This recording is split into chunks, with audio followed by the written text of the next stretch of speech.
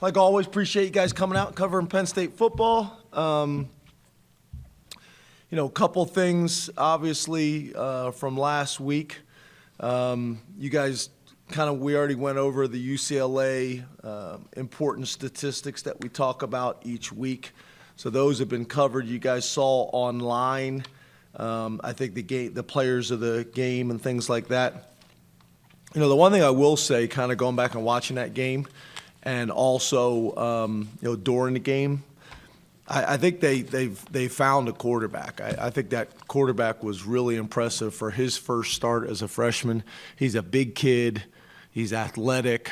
I thought he was poised. I thought he was very poised. I thought he managed the game well. I thought they called the game well for a first-time starting quarterback as well.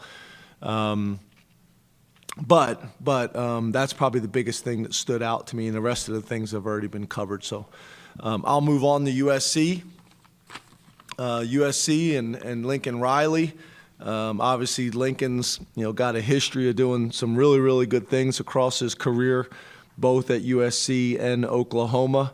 Obviously, USC speaks for itself, program with tremendous tradition and history, and we're looking forward to this opportunity and the venue. So it should be a great opportunity for us. When you talk about breaking down into the specifics, their offensive coordinator is Josh Henson. But the way I understand it, Lincoln Riley calls the plays. It's been that way for a long time with Lincoln. But Josh, I've known Josh for a long time as well. Got a ton of respect for what they do offensively. They've been able to score points and put up yards for a long time at a lot of different places against a bunch of different teams. So it'll be challenging, and it's always challenging when they got a quarterback, and they do, in Miller Moss, who's done some really good things in his time at USC, back to the bowl game last year. His completion percentage, his touchdown to interception ratio, all those things are really good. Running back Woody Marks has been impressive on film. Just literally got done watching again the Minnesota game before coming over here, and really did some nice things, with their tackle wrap play. Did some really nice things in that game. And then Zachariah Branch is a threat, not only on offense as a receiver, but also in the return game. We'll talk about him more later. And then also number 8, Jacoby Lane. Those guys are the guys that stood out to us the most.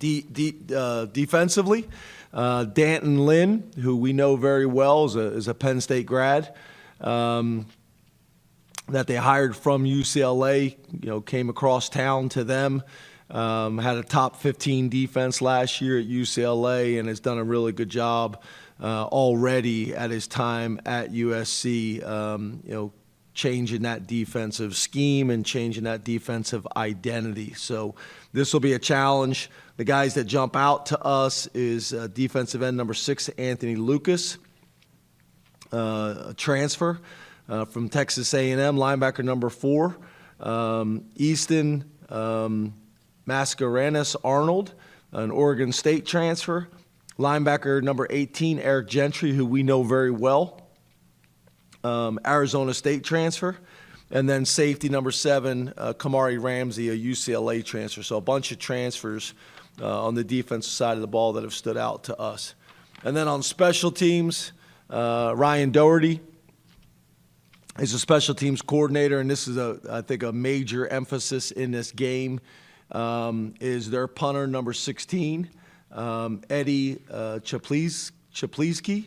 And then also, obviously, their kick returner, punt returner, Zachariah Branch, has had a very, very explosive career last year and this year as a punt return, kick returner. So he has our attention for sure. So that's pretty much a synopsis. I look forward to answering your questions. Open up the questions.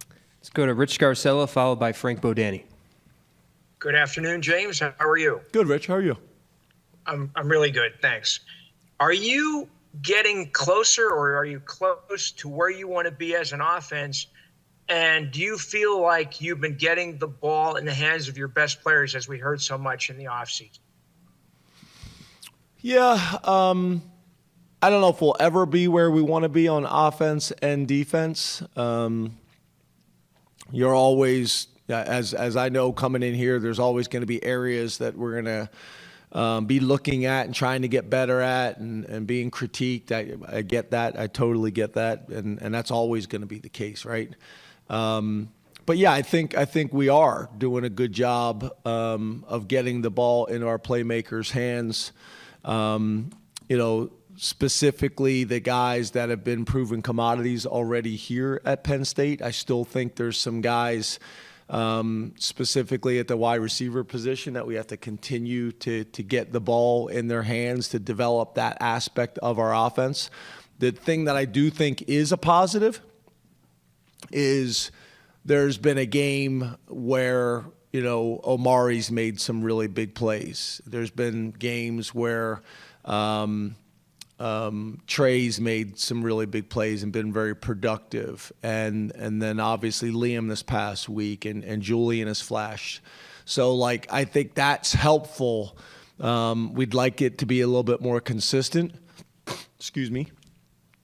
But I think it's helpful that when you watch our tape or when you study us, all those guys have made plays at times, and that's concerning, that it's not just one guy that if you stop this guy, you're going to stop their offense. And obviously our running backs and our tight ends, have been doing it now for a while. Our wide receivers, I really feel like are developing and have really had a nice year so far. I think, as you guys know better than me, that was a big question mark going into the season and a lot of discussion. I think if somebody would tell you before the season kind of where we were at the wide receiver position currently, and you knew that before the season, people I think would be overall pleased, but not satisfied. We still want to develop that area, and I think we're going to need to develop that area as the season goes on. Let's go to Frank Bodani, followed by Mark Wogenrich. Hey, good afternoon, James. Hey, Frank. Good to see you. Hi. Your offensive line, can you talk about the physicality of it? How much of a difference do you see in terms of that with your line, as far as that mindset, the mentality, the way they're going about blocking? Is it much of a difference to you from, say, last year, years past? Could you talk about that a little bit? Yeah, I think we're more physical as an offense right now. That starts up front, always will. And when I say up front, that's the O-line and tight ends.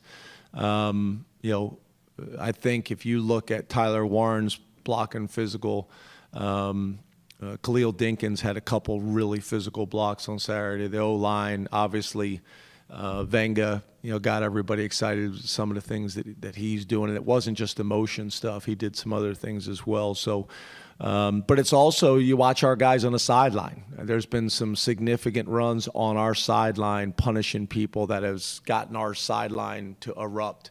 But there's also been intimidating runs on the opponent's sidelines, finishing runs and not just running out of bounds. So I think we're more physical. I think it starts up front, is your point, and I think we are more physical than we've been in the past.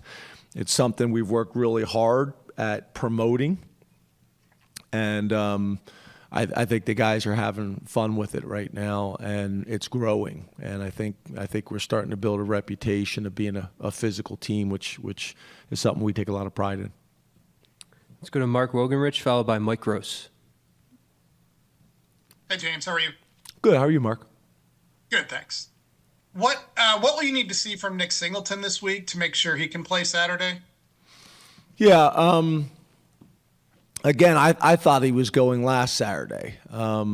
He didn't practice Tuesday, as you guys know, because I think you're out there on Tuesdays, right? It's Tuesdays you're out there? Wednesday, excuse me. Didn't practice Tuesday. Didn't practice Wednesday when you guys were out there, and then was able to go limited on Thursday and was able to go limited on Friday, which, as you guys know, is not a whole lot. But the trainers take those guys and work them out on their own, so that's part of the evaluation.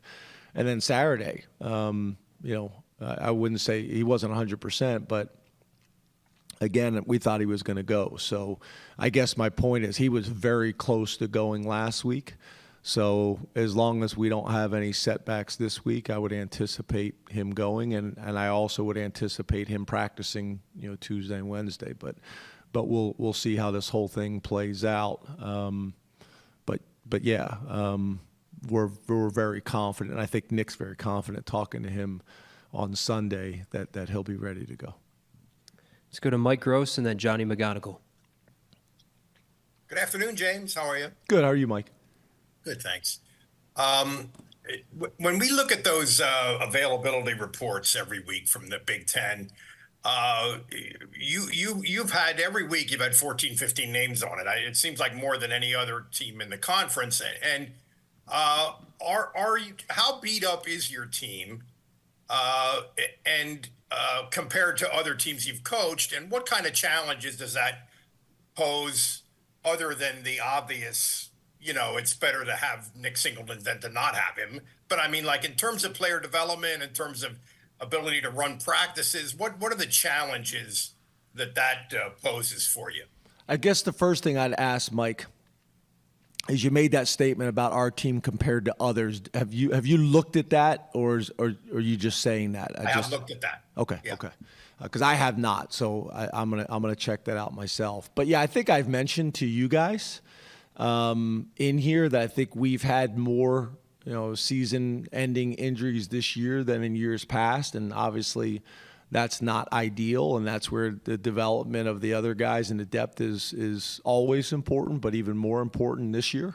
A lot of those have been non-contact, just ones that guys just running, without a hit or rolled up on, just happen. So we spent some time kind of looking at that as a staff and studying that to make sure that we weren't missing anything. But obviously you'd prefer to be as healthy as you could be.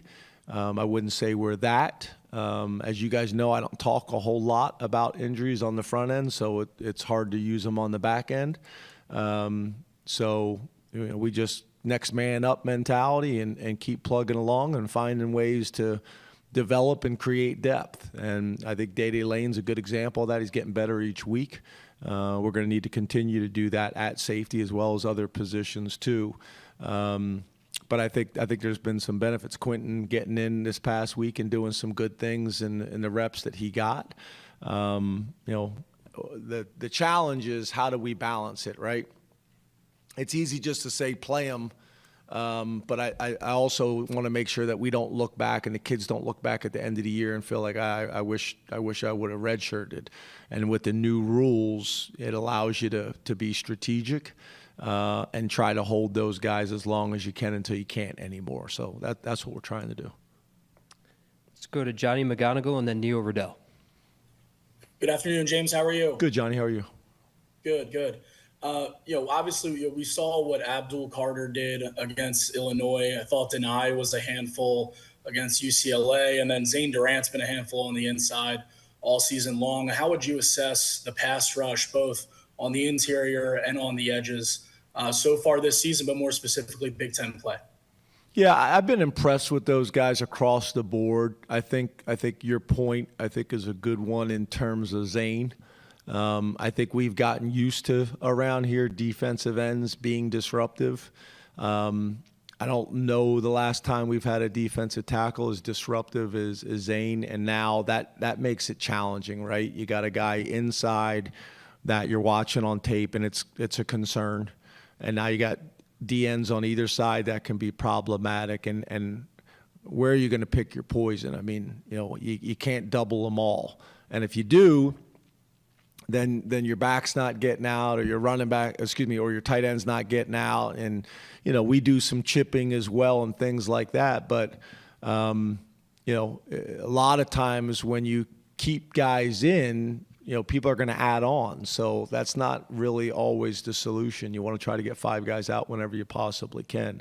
I do think Zane changes things for us and changes things for our opponents and makes it more difficult. I also think the depth that we have at D-tackle and the size that we have at D-tackle has been helpful, not only for the unit and for the productivity, but also to keep Zane fresh as well. So, Dion's doing a really nice job, him and Torrance. I think that position has done a really nice job, and I think Zane's been a guy that I think is becoming more and more of a leader. on our team and specifically on our defense. Last question on Zoom, Neil Riddell. Hey, James. Hey, Neil. How are you, buddy? How are you? Good. Good. I was wondering what you're doing to try to get off to better starts offensively. I'm presuming you guys script the first couple series, but I'm just asking if you're doing that or just what steps you're trying to take to improve that area. Yes, sir.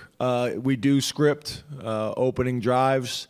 I think most people in the country do that. You don't always stick to the script. But yeah, I think making sure that we get some early throws, high percentage throws, getting the ball into our playmakers' hands, all those types of things. Being able to run the ball and get ahead of the sticks, all those things are really important. And we spent a ton of time talking about it as a staff. And also that's part of your walkthroughs and things like that at the hotel as well as during the week. So yeah, we are investing a lot of time in it, and we understand how important it is. And there's nothing that we want more than on really all three phases. We've done it some games on offense, we've done it some games on defense, we've done it some games on special teams. It sure would be beneficial for us to do it in all three phases, which I don't think we've done it in all three phases yet this year. We'll go to questions in the room over here on the right. Mark. How are you today? Good, Mark. How are you? I'm doing great. What's the rationale for leaving on Thursday, and will you guys go from here or Harrisburg? Yeah, so that's your second part of your question is a big part of us leaving on Thursday is we cannot fly out of state college. So that was a big part of our discussions with the Big Ten when all this thing got started is not only are we one of the most northeast schools, but based on runway length, size of plane, weight of plane, fuel on plane, we can't get out of here unless we would stop for fuel.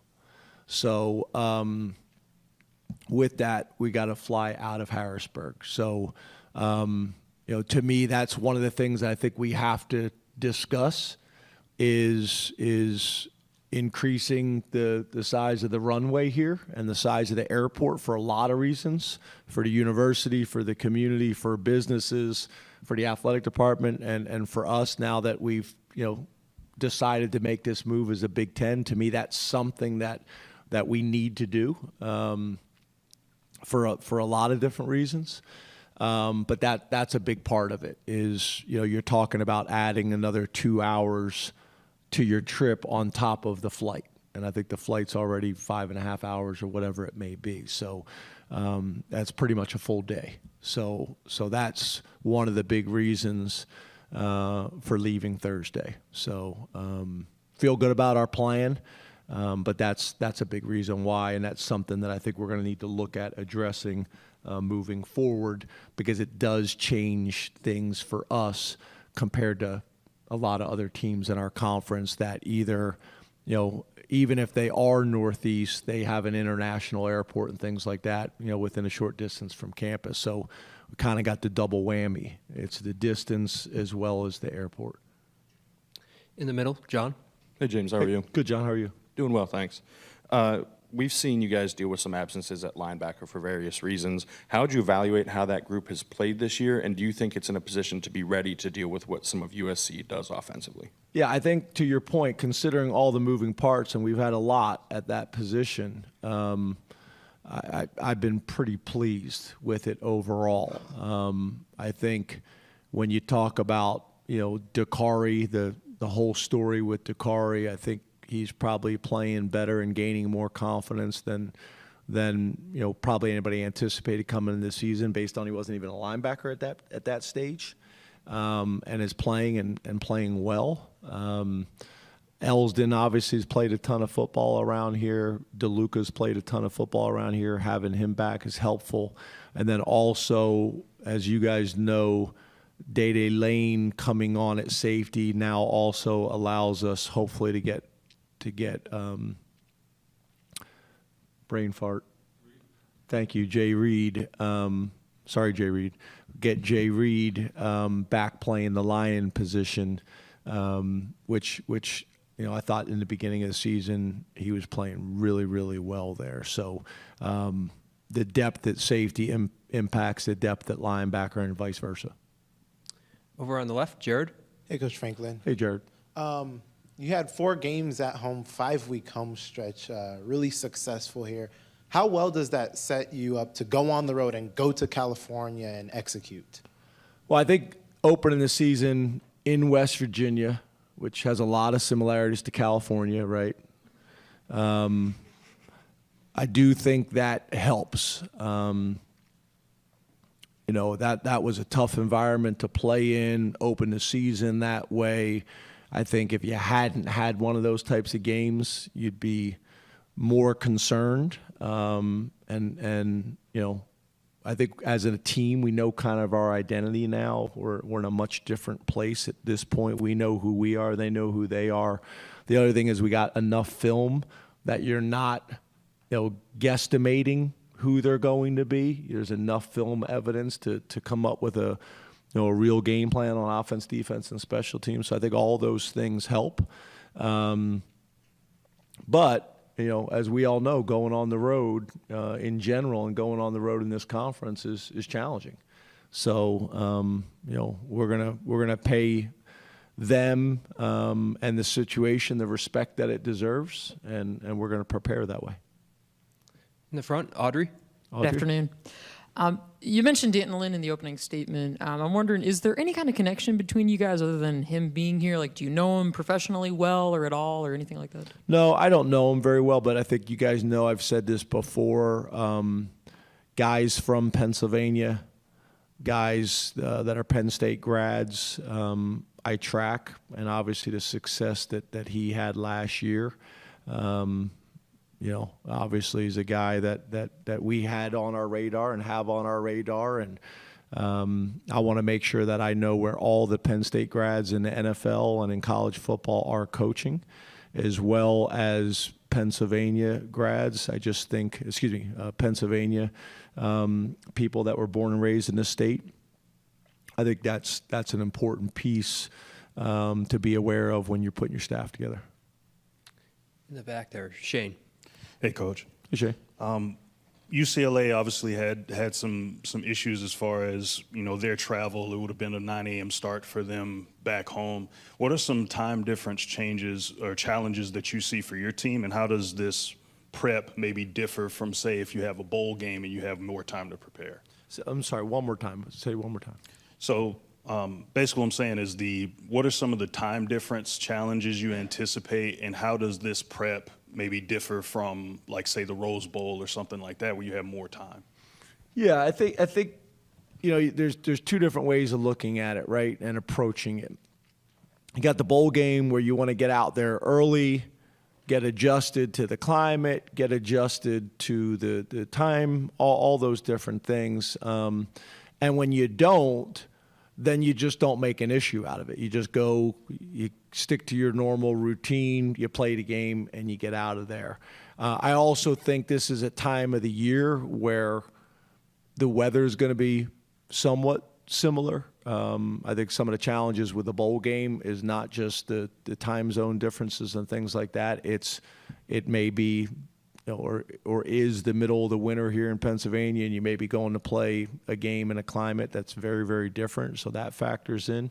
So I think when it's in season, talking to all the NFL teams and talking to all the college teams that have done it, you want to try to keep your routine is consistent as you possibly can. But that kind of, back to Mark's point, we have some challenges that other schools don't have that we have to factor into our decision-making process and our planning process. On the right, Tyler. Hey, James. How are you today? Hey, Tyler.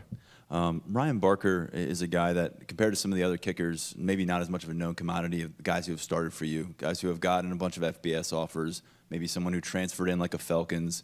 Barker didn't have those opportunities coming out of high school. So can you tell us what stood out to you about him and your staff when he was in high school, and why he was able to get that walk-on spot here? I'm sure there's dozens of kickers in the state of Pennsylvania who would like to get that spot. Yeah, if I remember correctly, we loved his statistics. We loved his film. Then we met him, and he's a big, strong guy, so that factored into it as well. Felt like he had a frame that could put on size and strength and increase his kicking power. And then, if I remember correctly, came to camp and kicked well in camp as well. But we still, to be honest with you, didn't know what we were totally getting. And then last year he showed up, and he was like, had opened everybody's eyes and was a real pleasant surprise, and like literally was competing for the job last year. And then again, like I mentioned to you, with less experience, had competed all spring and all training camp again. And again, I would say probably going maybe into the spring or at the end of spring, if I remember correctly, he was the leader. And then early in the summer, he was the leader. And then Sander kind of gradually just slightly overtook him. But it literally came down to the wire. But he's been a guy that since he stepped on campus has been really impressive. I think the thing that I've been most impressed with him is just how steady and level he is. He doesn't get too high. He doesn't get too low. He's got a very mature kind of way about him. I've been very impressed with him. Very, very consistent. Like, it's one of these guys, because the other thing is, okay, you have the statistics to say, okay, you made 91% of your kicks in practice. Okay, fine. But also the thing with him is it's like almost like a machine, like a jugs machine or something. Like a large percentage of his kicks are right down the middle. So it's not just the ones he's making, it's the accuracy of how he makes his kicks too. So, and then I think the big thing, as we all know, that's important at every position, but maybe even more at that position, is how quickly can you flush it and bounce back. And I think that's important at every position. It's probably magnified at the kicking positions because you just don't get as many plays and you don't get as many opportunities, so each play is magnified. But that ability to flush the last play, good or bad, and move on to the next one is really important. And I think from what I've seen from him, he does a very good job of that. Let's go to Max. Hey, James. Hey. Kind of a big picture question for you. Back in 2022, you made a pretty pointed call to get bigger up front, especially on your defensive line after the Michigan game. Last year, you finished number 1 in rushing in the country. This year, I think you're number 7, under 100 yards, and I think the number is 15 in the last 16. So how far do you feel like you've come in that situation? I know we talk a lot about putting good weight on up front, and what do you attribute it to? I think we've made progress there. Obvious when you just look at the size of our D line and specifically our D tackles. I do think it helps even having a guy like Denai, who's an unusual defensive end at like 270 pounds, and really Amin at 265 pounds. So we're bigger there. I don't know if that necessarily was the plan at DN. It just, those are the body types and how those things worked out. But at D tackle, I think we were a little bit more strategic about that. I think Zane is a guy that just athletically and movement-wise was going to factor in, and he was a guy who was undersized out of high school, and then probably didn't anticipate playing him as a true freshman, and then he came in and he was ready to play as a true freshman, but he was still undersized. So that kind of impacted, the size of your depth at D tackle. But now pretty much just across the board, we got good size. Yeah, you look at Hakeem Beamon, he'd struggle with his weight for a while. I think he was like 297 last week. So I think it's been a positive for us. And, offensive linemen are trying to get movement to the second level, to take the first level, the defensive linemen, to the second level on double teams to the linebackers. And when you're not able to get movement on those guys, I don't care what type of system you run, even if you're like us, an attacking style front defense where we're trying to penetrate gaps and create tackles for loss and sacks, there's still times where the gap you're going to try to penetrate, they're double teaming you, and you got to be able to hold point. And 5 pounds can make a difference. 10 pounds can make a difference. You look at Venga. Being 350 pounds is unusual, but size is a weapon, just like length and speed and quickness are weapons, and that's one of them. I also think, I can't not give credit to Pat Kraft and Vinny James, and our chefs and the training room. We're probably one of the only top 15 programs in the country that didn't have a football-specific training table. My 11 years here until this year, so I think that's been a real benefit for us as well. Specifically this year, that's been a huge win for us, and it goes more than just calories and pounds. There's also an aspect of your chemistry and your morale on your team. No different than the importance we all know is breaking bread as a family in your own homes. There's value in that on your team as well, that after practice, everybody's going in there, having a great meal, laughing, spending time together. There's a ton of value in that as well. And that's one of the things I know that we're so excited about as an athletic department. This will be available to all the sports, next year. We're just kind of in like a little temporary space for this year, but the entire facility will be done for all the sports next year, and that'll be a huge win for our entire athletic department. Way in the back, T. Frank. James, how you doing this week? Hey, T. Frank, how are you? I'm good, thank you. We talked a lot about getting Jalen Reed back to the line position in reference to Dejon Lane, but part of that transition would also be playing Zakee Wheatley at the other safety position. So I guess how is your assessment of his play been so far, specifically against the run or in pursuit? Zakee? Yeah. Yeah, I think he's playing really well. I thought last week he was flashing and playing fast and playing physical. I think you guys also know I talk a lot about team defense, and a lot of times this guy gets a sack because this other defensive lineman penetrated and made it very, very difficult for them to pass it off. It's the same way with safety sometimes tackling. It's a corner setting the edge on a screen where the lineman's coming to block him, and rather than running around the block, a lot of times running around the block is the same as getting blocked. You're still creating space.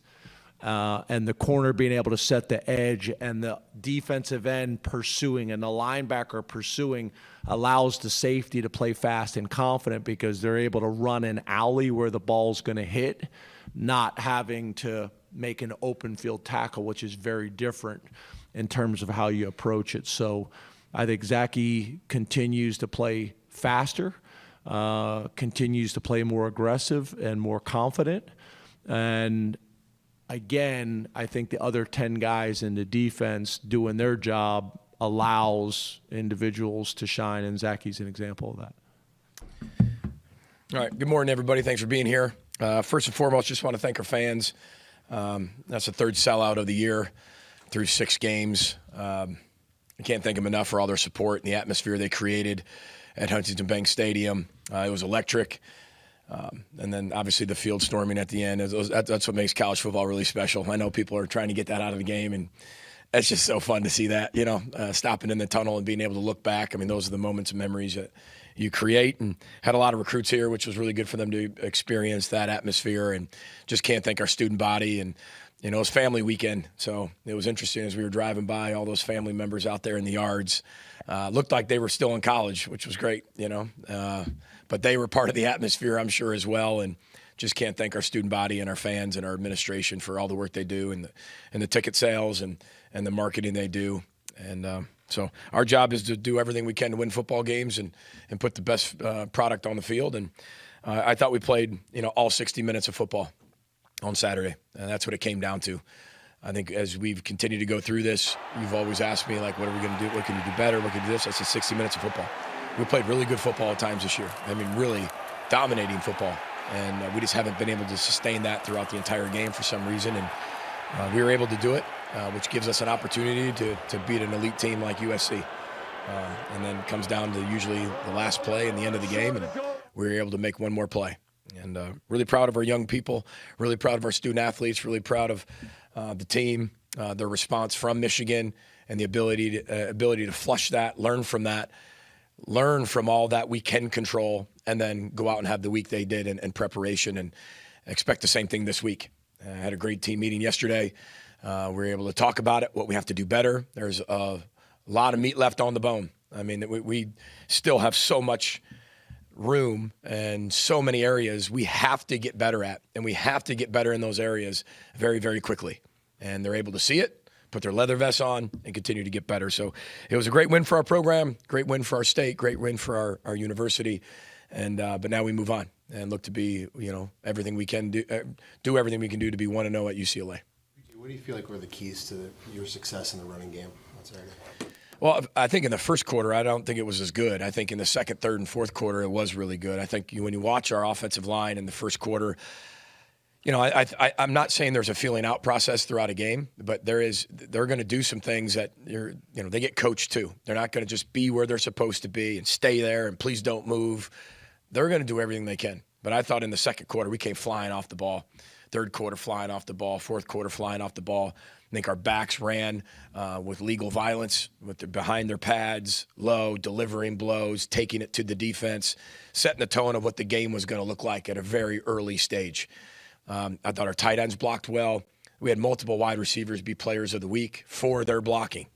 That's one thing you have to do here. Not only catch passes and catch touchdowns and do all the fancy stuff. You've got to get down and dirty when it comes to the blocking piece. You've got to be a great blocker. And, you look at some of the best receivers in history, they were really good blockers. And they did it for their teammates. So that's how some of those come spitting out. We got guys working down the field.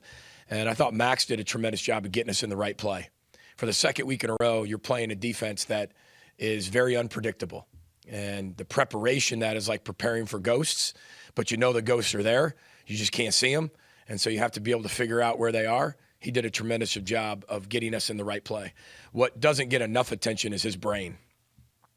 He is off the charts intelligent and off the charts football smart, and being able to get us in right situations. We can alert a lot of plays that more than we ever have, like two plays at the line of scrimmage.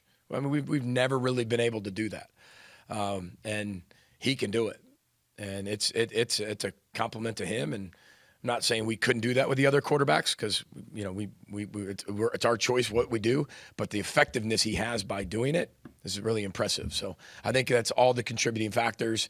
I thought Coach Harbaugh called a great game to keep our defense on their heels, not knowing what was coming. And again, I thought it was, you don't just have to throw it to run it. You can throw it to run it. You can screen it. You can draw it. You can do all types of stuff. And I think the more we learn about our football team, we find out what we can do better and what they can do better. What's your evaluation of the offensive line after Saturday? And could you comment a little bit on the transition, Greg Johnson to the center position, how that's going? Yeah, Dave, I think they're getting better. I know that's a little coach cliche when you ask how somebody's doing, but they're getting better. They're working incredibly hard. Coach Callahan's coaching them really hard. They play really well together. But, with some missing pieces, not missing pieces, but adding pieces along the way and rotating some guys, I think we found a really good core of what we feel can really move us forward, and also play some other guys too as we go forward, which we did in this game. But, I think they're coming off the ball a lot harder than they did at the beginning of the year. We've had some really complex defenses that we played in the first 6 games, which, again, everything's like donuts on the baseball bat. Not that, you're sitting there saying, okay, well, we're not playing complex defense as we move forward, because we will. But the ability to have a lot thrown at them early, I think, is really beneficial for them. They've seen almost every look you can see, every blitz you can see, every scheme you can see. And then you build confidence. And I think this past game they played for the last 3.5 quarters, I thought they played with incredible confidence. And they played holistically as one. And that's what you want to see from your O-line, that holistic approach, playing as one big amoeba moving forward. And I thought they did that. And Greg? Yeah, Greg's coming along. It's really difficult. Last year playing as a freshman on the offensive line in the Big Ten, that's very difficult. Not only that, you're going to play center. So you're going to touch the football, make the calls every single play. That's really, really hard on a young person. But it's only going to make him better. And this year, he's doing better than he did last year. Still a lot of room for improvement. But the one thing I love about Greg is he wants to get better. He wants to hear what he's not great at. He wants to hear what he did well, and then how he got that done. He's got to do it to the other areas.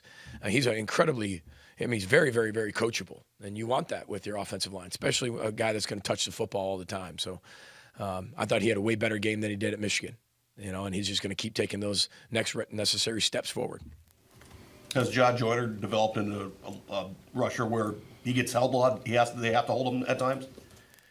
Yeah, I mean, you hope to get those calls, when he is getting held. You want to make sure that you're playing as hard as you can, because that's when holding calls come out.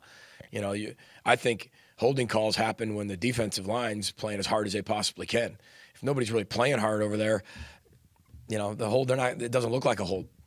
He plays so hard that a lot of them look like holds, and they are holds, because it's hard to stop them with just one person. But one thing we said that we keep telling them is you got to assume every play you're going to get held. And that'll never be an excuse in our program, ever. Like, we've got to be able to defeat and overcome either the call or maybe the call that wasn't there. Like, you got to overcome that, and you got to find a way. And I thought, or multiple instances, he overcame that. And, he's again, another guy from the beginning of the year to the end of the year. It's our job to get players better. And we've always taken a lot of pride in our programs, whether it's Western Michigan or here at Minnesota, to just keep getting better. Just find a way today to be better today than you were yesterday. And just be 1-0. When everything else is a little bit more external with looking to the future and all those other things, we just want to find a way to get better. And I think Ja's focused on that right now. I think this team has been focused on that right now. And I think they've proven that, because there's been a lot of results that can take you way off track really quickly. And then that can snowball. This team has never allowed that to happen. So they're proving to us that they have that 1-0 mentality, that change your best philosophy, that row the boat type mindset. And I told you from the beginning, it's they're probably the most prepared 2-3 team, before this game to go into a game like this. I mean, they've seen a lot of things, and I think the more you can see and the hardships you go through make you a better person and a better team, or you choose to be worse. But this team is choosing to be better. The run defense is. Go ahead, Ryan. If the run defense is going to get better, how much of it is just getting healthy, and how much of it is executing at a higher level? Well, I think it's a combination of both, Ryan. It really is. I mean, we got to be able to get healthy. We got a lot of guys fighting through a lot of stuff right now. This is going to be week 7, and then there's a bye week after that. But it's a race. It's a race all the way through, and playing our best football. I think it's a combination. One, you got to give USC a lot of credit. They're really big. They're really physical. Their line is and that was the whole game plan, was can they stay consistent with the run game? And it wasn't like we're going to give them the run game. But if you watched our defense, we're putting a lot of people in coverage, playing a lot of dime, playing a lot of nickel. And I just didn't feel like I felt like they eventually were going to throw the football, that it wasn't going to be consistent over and over, like 12 to 13 straight runs. And so the philosophy was, hey, we know what they are on the outside. We know what they are on the perimeter. We know what we got to be able to do, but you're not going to be able to stop everything. So what are you going to be able to force their hand to be able to do? And for us, it was if they were going to stay really, really consistent, committed to the run game. And we have to be better. We have to play better. We have to coach them better. We have to continue to scheme it better. We got to get healthy. Guys are fighting through a lot of different things. We got to be able to tackle through people, not to people. There's sometimes we're just reaching for tackles. So there's a lot of fundamentals and technique. There's some schematic stuff that we're going to be looking at. But again, it's not like, oh, we didn't do this. We were going to do what we needed to do to give us the best chance to beat USC that particular day. And that's all we were concerned about. When you look at the numbers, they're pretty close. Offense, defense, the only big categories was 78%. We were +2 in the turnover margin, right? We turned it over once, they turned it over 3 times, right? The tackling, I think we were +2. We were both around the same. They missed a lot of tackles, so did we. But we broke a lot of tackles. Well, so did they, right? But we were +2 in that category. And then when you got down to the explosive plays, that's where it came into play. I mean, we were +9 in the way we evaluate that. And the way we evaluate our defensive ones, I mean, they had a 21-yard, they had 1, but they fumbled on that play, so it was technically 0. And when you're taking USC and putting them in a position where they don't have any explosive plays, that's the only chance to be able to win. So your question is very valid. But there's also some game plan things that we go into every opponent of what are we going to do? How can we dictate the game? What corner can we force them into? And everybody's trying to do that. That's the chess game, and we just made one more play than they did. But gosh, I mean, they're really difficult to prepare for because their running game is very good. And that back is really, really good. And the quarterback can run. Their O-line's big, strong, physical. And that's not just a drop back line. That's a Big Ten offensive line right there, and they prove that. I know it's not the Rose Bowl, but what will it be like just to at least play in that stadium? Well, I think it's, anytime you travel out to Pasadena and go out to the Rose Bowl, I mean, I've never been there, but I kind of compare it a little bit to when I talk about the homecoming dance when we get to homecoming. Our job is to prepare for a football game, go play our best football on the field for 60 minutes. That is our job. All the other stuff is for everybody else. And I think there's a lot of people here that are really excited about heading out to Pasadena and going out to the Rose Bowl and connecting memories and moments from their families past, Gophers past, and that's really special. Life's about moments and memories. But our job is to find a way to be 1-0 and play our best football game we played of the year against a good UCLA team that, if you really study them and watch them, they've got a lot of talent in every area. You mentioned Max's brain earlier. How was your experience with him? It influenced how you would think about transfer quarterbacks down the road. I know there was a unique circumstance this year, but it seems like gone pretty smoothly. It really has, and I think, the number one player that gets scrutinized and under the microscope the most is always a quarterback in the game of football. And first of all, you got to be able to handle that. And I think he handles that in always a first-class way. He's the first one to think about what he can do better when things aren't right, and he's the first one to give people credit when credit comes.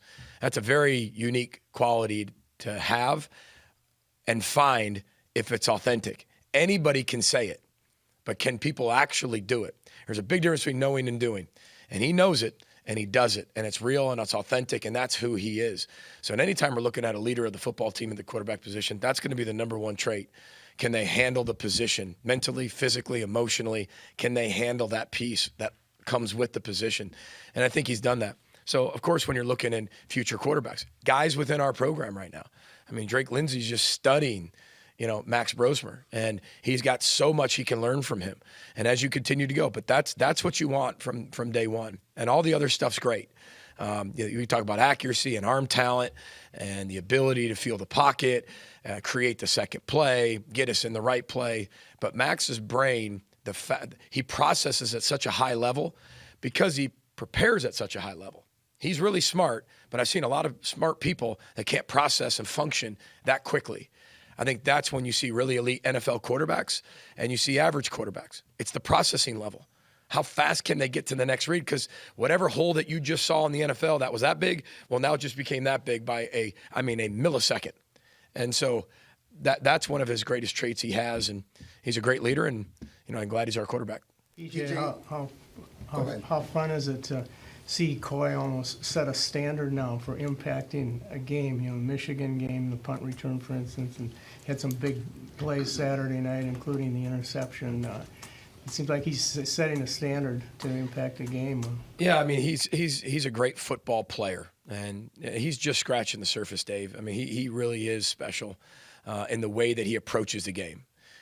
I've always said, what I love about Antoine Winfield Jr. is there's always a smile on his face. What I love about Tyler Newman, there was always a smile on his face.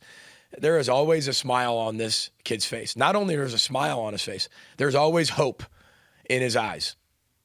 And he's the hope. He's the solution. He's the confidence. He's the reason. That's always in his eyes. And it doesn't matter, Dave, what he's doing. You want to go play him in pickleball? Good luck. You want to play him in bocce ball, so you're sitting there saying, well, I'm not as athletic as you. Play him in bocce ball. He's one of the most competitive people I've ever met. But you saw that, and that's why everybody in the country wanted him. But I think it's a great lesson for just so many of our in-state recruits. Look at what happened on Saturday with Coy Parrish, a true freshman, kid who could go anywhere in the country.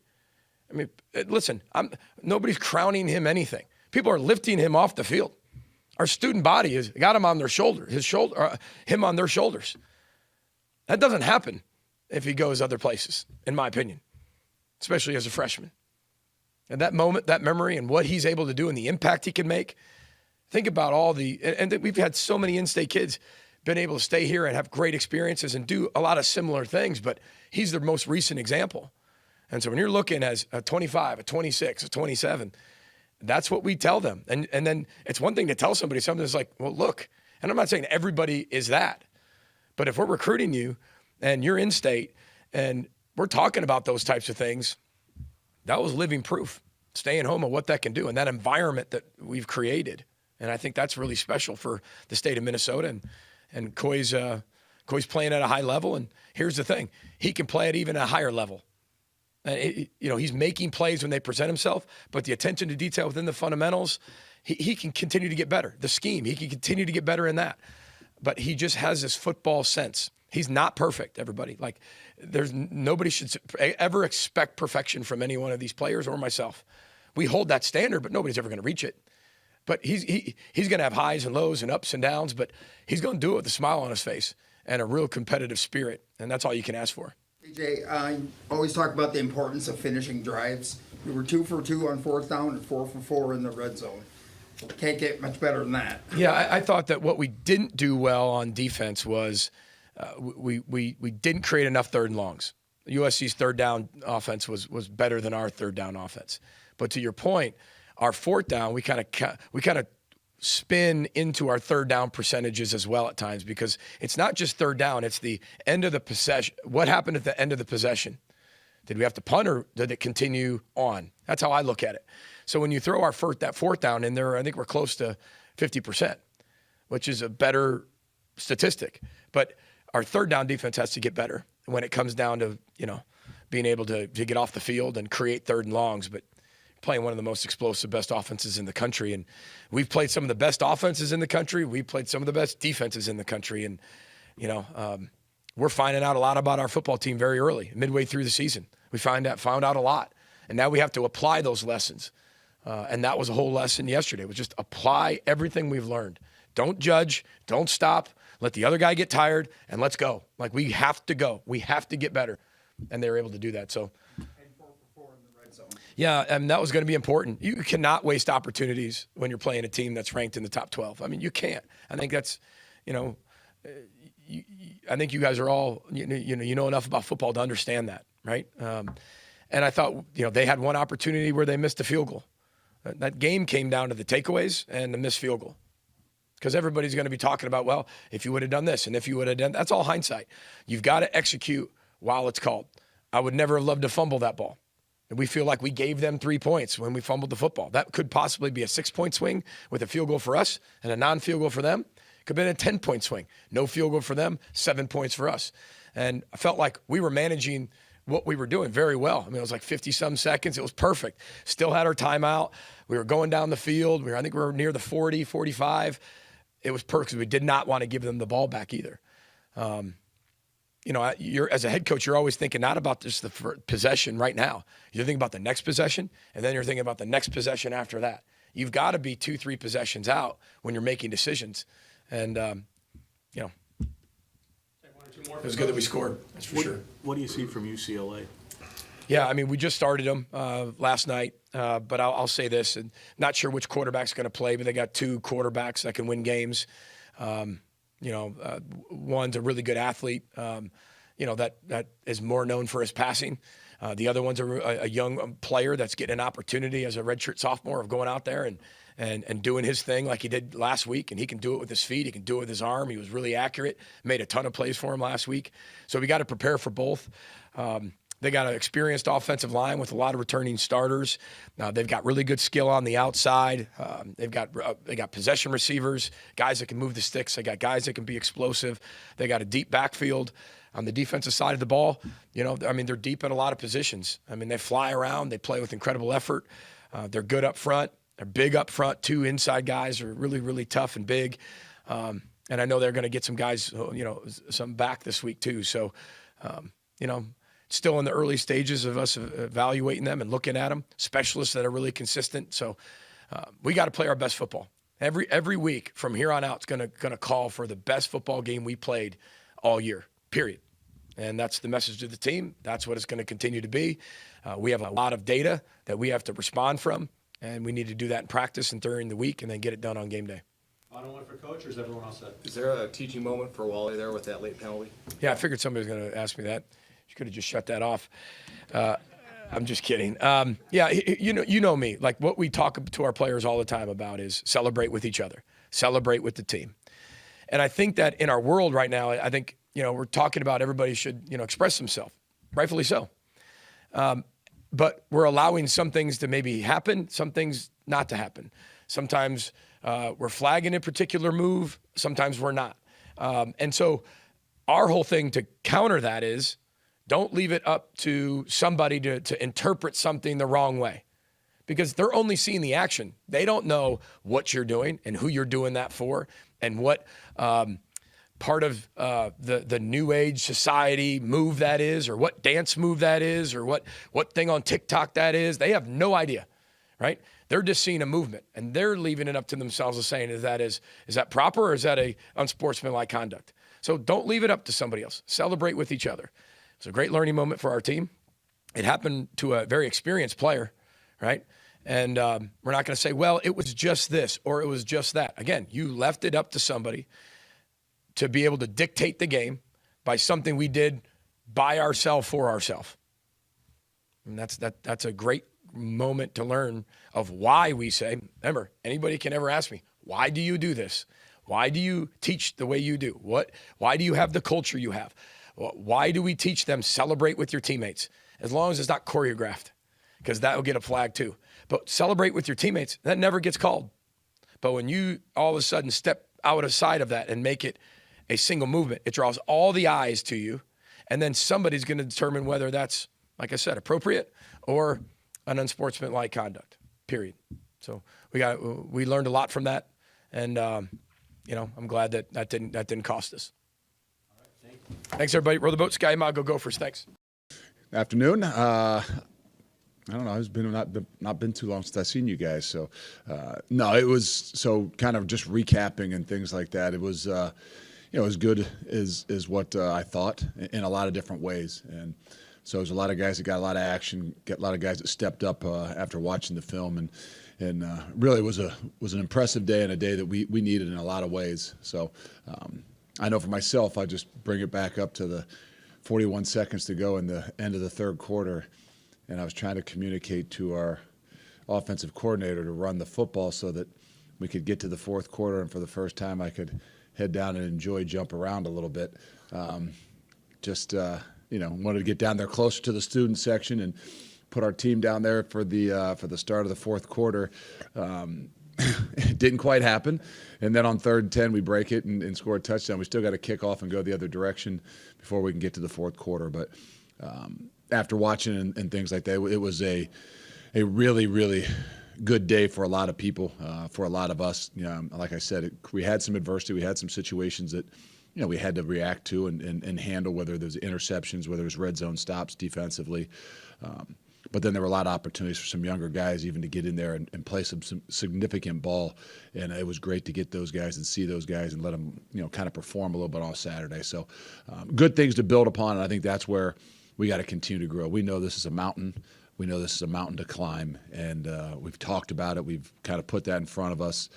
But you've got to take forward steps more than anything in order to climb a mountain. And I think that's where we've just continued to hammer upon. And for me, winning is obviously very easy to evaluate, but growing and playing better and playing together and playing complementary football is really what it's all about as you're growing and doing the things you're doing. And that's what we were able to see on Saturday. And now we've got to take another step and continue to do it on a consistent basis. Luke, in your experience, when you have different running backs rotating in and out, what's the process of a running back gaining chemistry with the offensive line and how that unit blocks? Yeah, I'd like to say I know. I was a fullback in 5th grade maybe, but I don't know exactly what the chemistry is. I know that we all get a feeling for the things that guys can do and when they can, get a little bit hotter. And, that's what it was, I think, a little bit tougher for us as we got, in the first 4 games.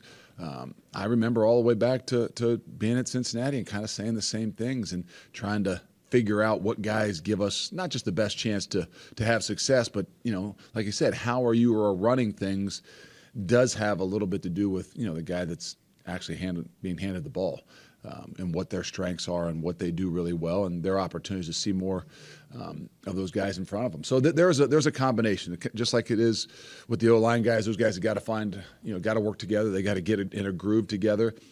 I do think there's something to the backs for the whole offense, understanding not just what they do well, but how they do it and ability to adapt a little bit to them and how they do things.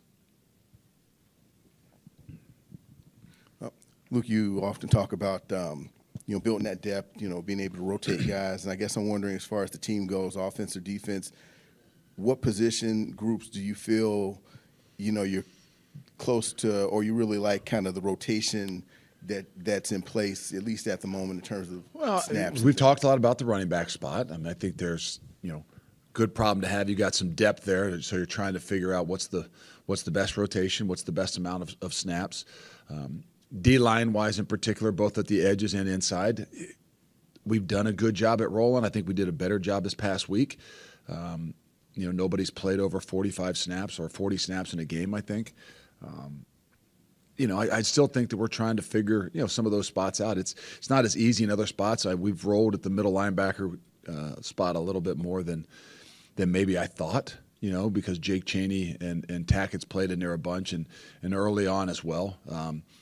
So they've had a good vision for what they need to do and not just waiting till they get in a good position to do it. And I think that's where you're starting to see us find a little bit better groove of that. We haven't done that a whole lot on the offensive line, which is, I think, always going to be difficult. I think last year we started off rolling a little bit in the O-line, and I don't think it gave us what we needed.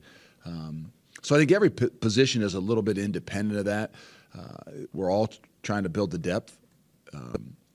But I think we saw some things even at the wide receiver spot where it wasn't just a natural role, but some guys went down and some other guys had to step up and play a larger role than what they had.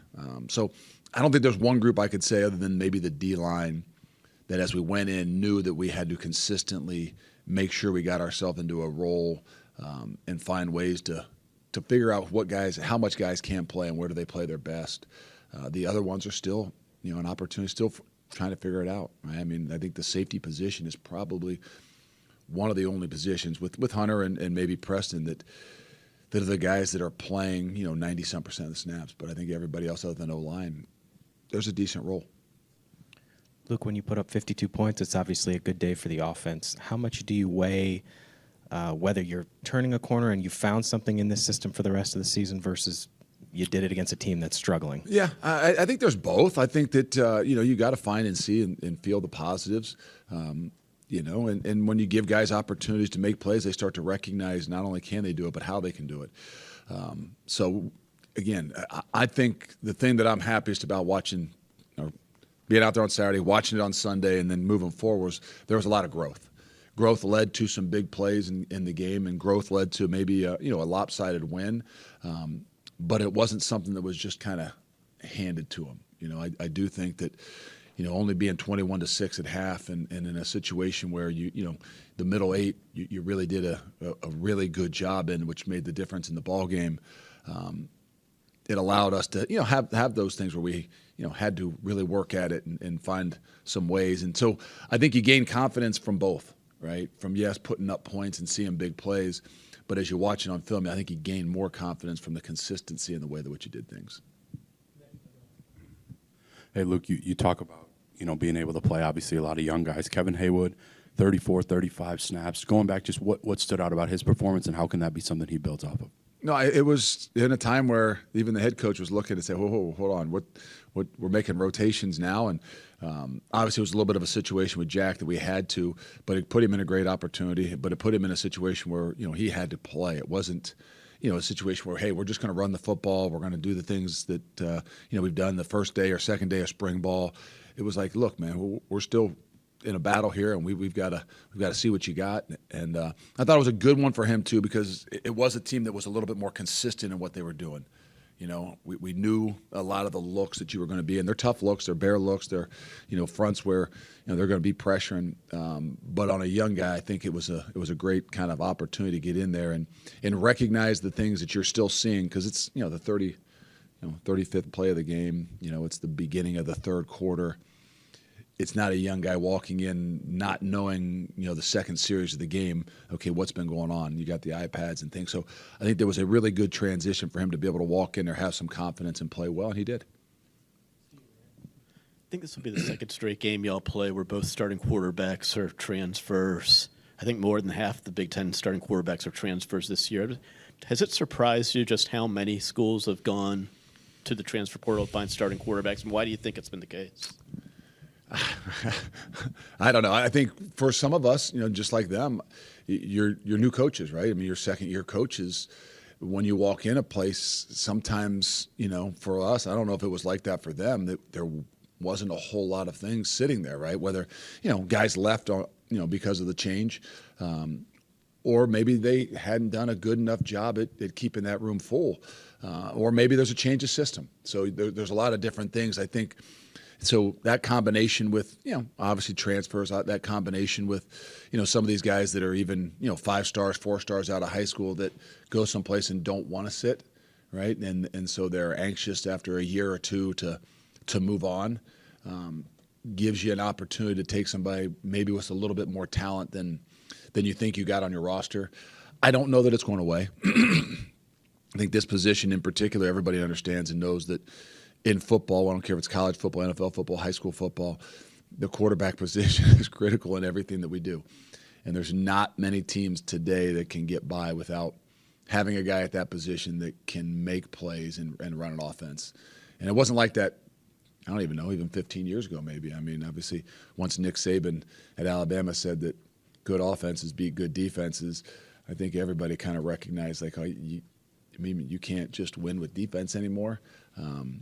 So I don't think it's a transition that's going back the other way. It doesn't mean that you aren't still going to recruit high school kids. I just think that there's going to be a lot of options out there, and people are going to take chances with them. Luke, you mentioned the end of the third quarter. What about the end of the second quarter? Was some of the indecision maybe there on that drive where you guys didn't call timeout until? So what indecision? I'm asking what went into that led you to eventually call timeout. Where was the? What did it cost us? I'm kind of That's what I'm saying. It didn't cost you anything, but I'm wondering. I just didn't know if you knew. It cost us 4 seconds. Okay. It cost us 4 seconds. So we didn't call a timeout until I think it was 19 seconds left. I think. And I should have called it with 23 seconds. I think that we got a first down.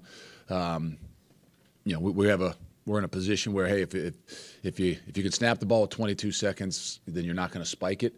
Obviously, we weren't going to spike it. We were in a situation where we had 2 timeouts. But I kind of assumed, and I shouldn't assume, that we were close enough to where we were that everybody wasn't going to take a time to, us to get around it. We would have time. We could get to the line, maybe lose a second or two and snap the ball before having, because of the first down. As I noticed, we didn't have it. We weren't ready to roll, and so it cost us 4 seconds. And yeah, I look back at that. That's we aren't just celebrating a victory and things like that. We're looking at ways we can get better, and that's one right there that cost us 4 seconds. Not as many people talk about it because 2 plays later we run the ball in. But had we not, I'll just tell you, had we gone hurry up with 9 seconds, handed it off, had he gotten tackled there, we probably would have had to call a timeout, and we'd have had 8-9 seconds to go. Now with no timeouts, now you're in a really tough situation.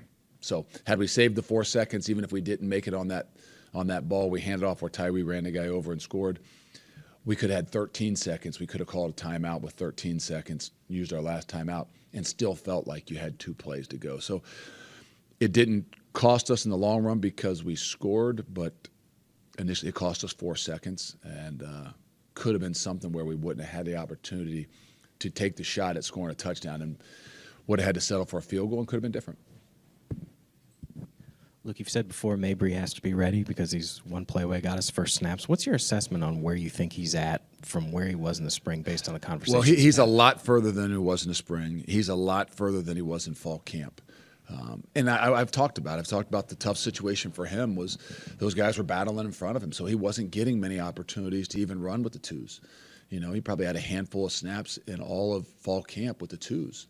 And it's hard to learn, and not that it's hard to learn playing with the third group, but even for me, I would say I don't want the third group doing a whole lot. I want to see those guys just play. So he was limited to be able to make checks and things that they want to do as a quarterback, because I didn't want that. We were trying to evaluate a lot of young guys to see, okay, with the simple things that we can do, who can we see can play the game of football? And so that kind of hindered his growth a little bit.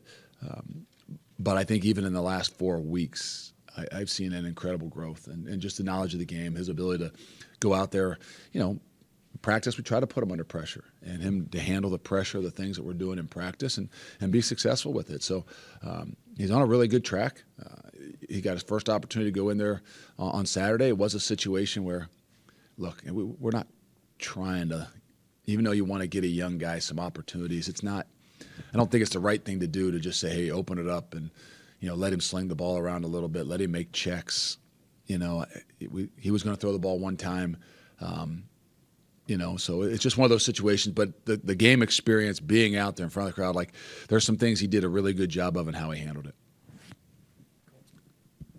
Look, we see you between drives or right before the offense is about to go out there, talk to Braden, kind of give him a quick message. What are some of those messages that you try to give him? And then how have you seen his personality kind of grow throughout the year plus he's been here? No, I don't try to do too much with him. Obviously, the confidence level and just making sure guys are assured.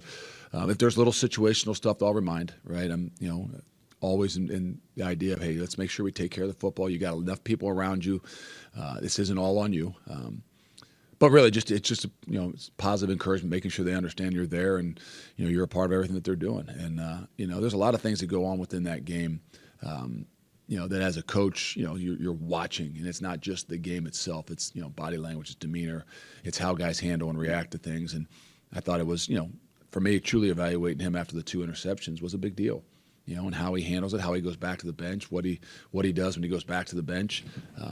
And so that's where I think a lot of guys gain even more confidence in him, the people that are around you, when they see how you handle some of those situations. Luke, from the running back position, we saw a lot of different routes kind of being run. We saw Darion get the catch, Cade got the explosive off the Texas route. Do you think that with some of the running route, you got the routes and everything. But Maybe is that on the Madden game or something? It's out there. I don't know. I don't play it, but go ahead. But no, do you think with the different slew backs that you're able to kind of play, that you're able to kind of get out, with them? Yeah, I think we've had this conversation with the backs a little bit too. That you love when you got guys that have different abilities, and not that you don't want them all to have ability. They all have the ability to run the football. They all have the ability to catch the ball. But I think it's unique when you've got some guys that are a little bit different, and I think that's where Tywee and Darion Dupree are different. Both can carry the ball. Both can be effective pass protection and catch the ball, but are different. And then you throw Cade Giacomelli into the mix, and he's different as well. He's a little bit more in what I would say in the realm of Tywee in some ways, in some situations, and with a little bit more of a uniqueness of really good ball skills and things that can be caught. But I think those guys right now in particular give us a little bit of a different dynamic. And I think that's what, to me, is always good when you've got in a group, right? I mean, it's just like pass rushers. If the one field side end goes in and the next guy comes in and he does the same things, it doesn't make it as difficult on the guy that's in front of him. And so the ability to be able to move those guys, sub those guys, they all can run the football. It's not like, well, when so-and-so's in, then they're throwing it. But they do have different skill sets that give them opportunities to maybe do some different things. So Braden's role has obviously changed a lot since week one, Tywee as well. How have those guys adjusted to their new roles in the last couple weeks? I don't think they've had to adjust. I mean, they're guys that had an expectation that they were going to play a lot, and even if that meant they were going to be the guy, right? I mean, I think they all in their mind had an expectation, and that might not have been what everybody thought to start with, right? I mean, okay, will Braden really be a starting quarterback? Will Tywee really be a starting running back? But I think the best thing for those guys is they had that expectation. So the only thing that's changed a little bit more for them is just their ability to be in front of the group. I think their ability to recognize that more people are watching them. They have an effect on more people. But I think the good thing for us is that's a little bit more in their nature. I think that's where Braden has really grown from last year to this year. Had no idea on Tywee, obviously, as he walked in here in January. But over the 6 months or 7 months that he's been here, you've recognized that where he might not be an overly outgoing guy, he really does do a great job at kind of conforming that whole room and being a leader in his own way. And because he has he has the ability to kind of connect with those even younger guys. And that's not something that I would have known or expected, and not something that maybe I saw enough from Braden in year one, where, obviously Tywee, it's natural to him, and Braden has grown a lot in that realm. So they're going to continue to have to grow. They're roles on the field, I don't know, change a ton, but their leadership is going to continue to grow. I know it's Monday and we got 5-6 days before the game, but as far as Will and Bryson and Henry, we don't know. It's still Monday. We'll take it day to day, day by day. Hopefully, those guys will be able to. If they're not able to practice, it's really hard to think they're going to perform in a game. And at that position in particular, it's there's a lot of things that go into a week. So it's early yet. We'll find out where they are on a Tuesday. They didn't. None of them really did a ton, I think, on Sunday. But who knows? Rutgers runs so much of their offense through Kyle Monangai. What stands out to you as you watch him on film and how Who's that? Kyle Monangai, their running back? Well, I mean, we faced him last year. I think he is, I'd say the heart of the team, but the heart of the offense, meaning that, he's going to get his touches. And as he goes, they go. And that doesn't mean they don't make big plays other ways. Obviously taking some shots down the field. But I think that's really, truly his ability to kind of create the mojo in what they do. He's a physical downhill back that I don't know that I was surprised by him last year. I thought we did a pretty good job against him. But after the game, I was really impressed with just his physicality, his ability to, no matter what you did, he continued to grind and grow, and he takes care of the football. I think that's a big part of what it is that they do. Coach Sebastian Cheeks at outside linebacker, he got a sack and a half in this game, was able to finish a play. How has he kind of opened up opportunities for you guys at outside linebacker? He has. We didn't move him to outside linebacker, I think, until late in camp. And he's just been continuing to grow his ability to, kind of eliminate some of the mistakes because he hadn't played it a whole lot was really the only thing in the first 3 or 4 weeks that maybe had held him back from playing more. And it's not his fault. It's just, heck, he would never played a snap of that there in spring football. And the first 3 weeks of fall camp didn't play a snap of it. So his ability to grow, because he does, like we're talking about with the running back room, he gives you something that's a little bit different. So when he goes in there, as opposed to Leon Lowry or even Daryl Peterson, he gives you something that's a little bit different. So guys have to, recognize that and play him a little bit different. His ability to be consistent is what's giving him more opportunities to be out there. He made some plays on Saturday. I wasn't sure officially what he was, whether it was a sack and a half or not. But his role will continue to grow, and it's not just a third down role. We did our normal Monday.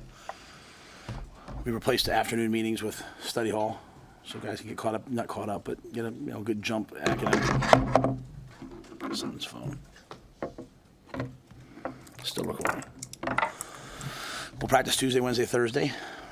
Then we'll give everybody off, Friday, Saturday, Sunday, and come back to work Monday. So far this season, in the turnover department, only one fumble loss. Just what have you thought of the ball security, the intentionality of guys on offense? Yeah, I think we're second in the Big Ten right now in turnover margin. Right? I forget what the number is nationally. I just went through it with the team, so it's a good example of, putting your mind to something and getting it done. And we won the turnover battle again this past game, so it's every game but one. One game we tied, all the rest of them we've won. So,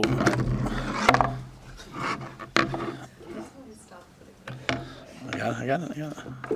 So whoever doesn't have a case, someone doesn't have a case. That's up to me. But I think it's been months and months of work, and it's also just, I think sometimes we think we were working on it last year, and while it wasn't coming to fruition, I still think the work we did last year, the work we did this offseason, the work we did in training camp has helped, and it's just the guys. The guys are protecting the football. They're running violently, but still have great ball security. So it's been a good thing. That was one of the 3 areas I think of emphasis that we've seen in that chasing through that turnover margin. And then being the most physical team and the culture of execution. As you think over the first half of the season, it's a good sort of dividing point of 6 games. How do you feel like you've scored in those other 2 areas? Yeah, I think it's a work in progress. I think we've been a very physical team. I think Illinois, I didn't feel like we were the more physical team. I felt like we were looking at the scoreboard instead of just playing the next play. I'm just worried about winning, which ultimately comes from me. So I think we've been a very physical team. We have a long way to go, to be the team that we want to be. And then culture of execution, the penalties, I think like going into last game, we were 124 out of 134 in terms of most penalized teams. On the flip side, though, if you look at our games, we've had 47 penalties thrown against us. We've had 47 penalties thrown against our opponent. So they've been highly, highly penalty-filled games, if that makes sense. So it's not like, we're just getting destroyed by, we have 11 and they have 3, right? But that's something I'd like to see us improve. I mean, I've talked a lot to the guys about improving. And really, when I talk about penalties, I'm talking about pre-snap penalties, and I'm talking about, which we eliminated last game, and I'm talking about, for the most part, and then 15-yard personal fouls, and the things that happened at Illinois, right, that aided all the scores. So I think we've improved in that area. But there's certainly things we have to work on, things we have to get better at. We know that, so special teams. Special teams is kind of a tale of two things, right? You have in the last 2 games, 5 or 6 balls put down inside the 10, punts down, that land inside the 10. I mean, you fake a field goal, you tackle them on a fake punt. So we fake a punt, they fake a field goal, we stop them. But then you have, 2 blocked field goals the week before. Obviously, you have 2 blocked punts. To ever have 2 blocked punts and not lose the game is almost impossible. And credit to Nate Borkacher, the play he made on that blocked punt. He runs the guy down, tackles him at the 2, and then we're able to have this epic goal line stand. So, so I think that's one area. I think our run game offensively is not where it needs to be. We're not hitting the home run plays. We're getting out and getting 12 yards, and then So I think there's just a lot of things. That's a long answer, I'm sorry, but there's a lot of very specific things that I think we have to work on, and we're doing a good job of self-scouting ourselves right now just to see, hey, what are the best things that we do? Sam Papa gave you some good snaps Saturday. As you hit the second half of the season, is there some strategy that goes into where certain guys might fit, where they could play one of their 4 games? Yeah. This was a targeted decision. Hey, he's going to play in this game. He's physical run stopper, was excellent on the goal line, so he fit into this game. I think with all the guys, we look at them, some have 1 game left, some have 2 games left, some guys haven't played yet, they have 4, and so, we're utilizing it. So I think every guy's a little different, but yeah, I think, the way we build the team is to redshirt the guys who can redshirt and let them develop and play them the right amount. James Williams is out there, has a big game statistically, right? And it's like, well, we made the decision, a hard decision, but the right decision last year to redshirt him down the stretch. And now you see a much, much, much more developed player in my mind. Matt, how would you assess your quarterback play so far? And how pleased are you with that position? I think he's been great. Yeah, I think he's had some wow moments. I think he gets us in the right checks. I think he protects the football. We had the 1 interception on the RPO this week. That's as well coached a defense as you can see. They're physical, and the win. The win was hard early in the game, and so I think there was some really good lessons. But we knew in that game the best way to win that game was for us to get up and make them play differently, make them play a way they didn't want to play, and so Dylan and the guys led us to two touchdown drives, and it's hard. It was really hard. With 3 of the 5 drives in the second half started inside the 5. It was hard to get into a rhythm. No, that's not an excuse. We have to get into a rhythm that way. Don't make no mistake. But I thought that was part of it. But I think Dylan's the guy that the guys on offense look to. We can continue to help him with improved run game, guys getting open, and I think he'll get better and better and better every week. Back to the run game for a second. You mentioned there was that play that came out, I think, where you guys kind of went with a power play, and it looked like it could go for 95 yards, and it was just 12. Is there a teaching moment there for Dowdell and for your other backs on how to make that one last guy miss? Yes, I'm sorry. So if you go back through that game, whether it's we throw a screen to Thomas early and they tackle him low. We throw the ball to Jalen, we didn't just call that thinking we're going to get a first down. We're thinking that's a touchdown, okay? And he gets tackled low with 1 hand. Dante.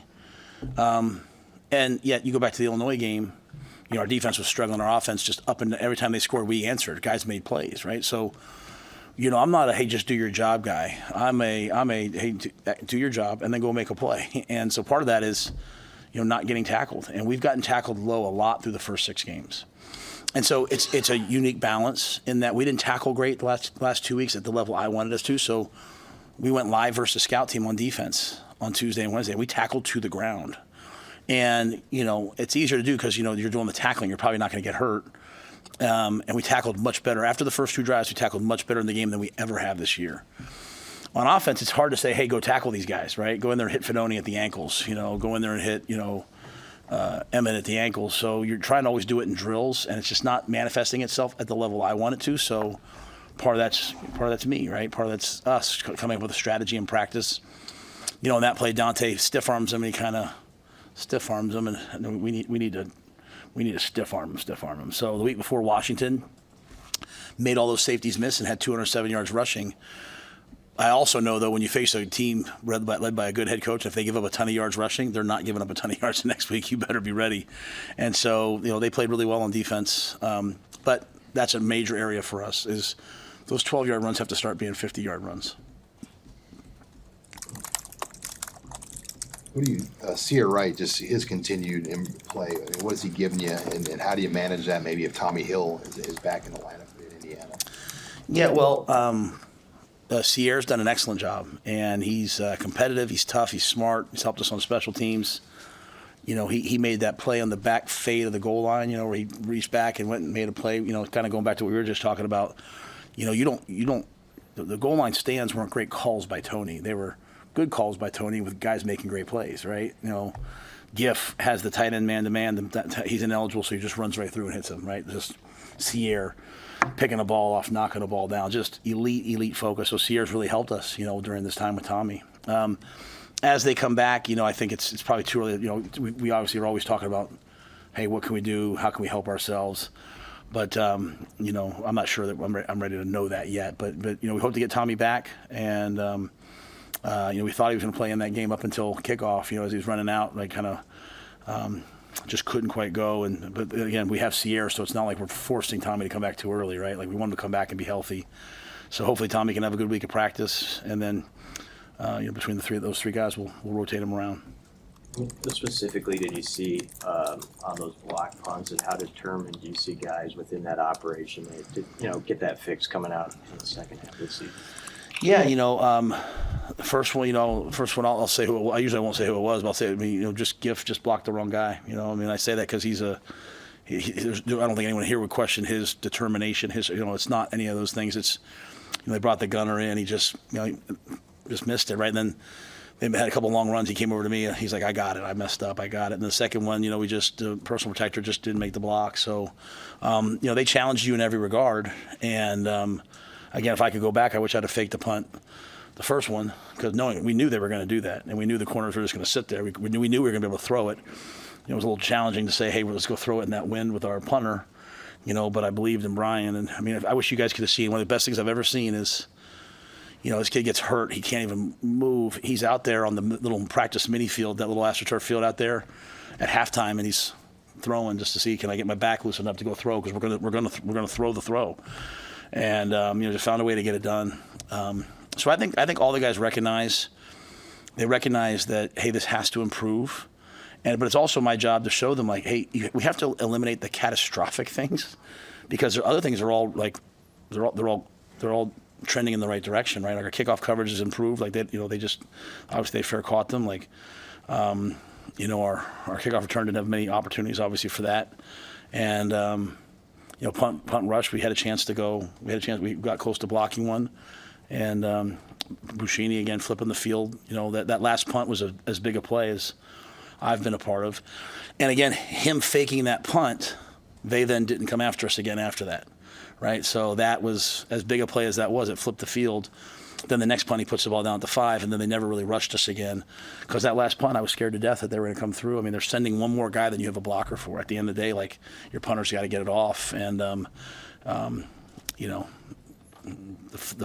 fake punt slowed them down maybe a little bit. Did he have a hot call there where if he saw it, he could throw it again? No, we weren't doing that. We were just calling it. Yeah, because we had to adjust the protection to make sure no one goes down the field, right? So in the NFL, it's a little easier to do that because they have to go. They can't go until the ball's kicked. But in college, you can go right away. So we had a full fake on. So how rare is it for teams not to cover gunners like that, just to let those guys run free? It's an old Frank Beamer, Virginia Tech. They used to rush the punt and leave the corners off at 9 yards. They just stood there and they watched.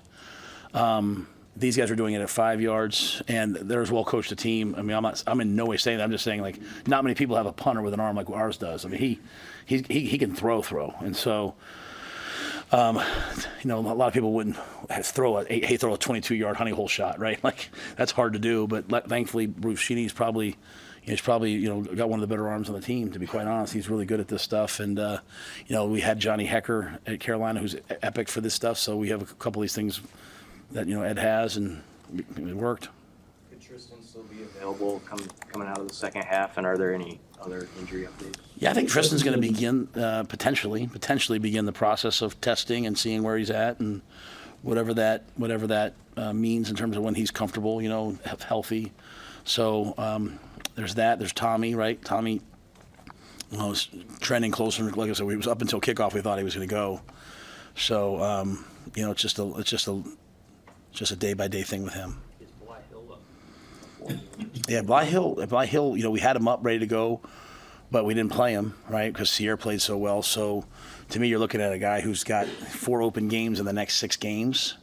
So pending a bomb going off, you could probably play him in 4 games. And you've got, like, Amari Sanders has a game left. You've got Larry Tarver has 2 games left. So a bunch of these young players who are developing and getting better and better and better, they have some opportunities here. So, if Bly wants to play, so if Tommy can't go or if Sierra were to get hurt, Bly would be right there. But Jeremiah Charles has done a good job stepping in as needed.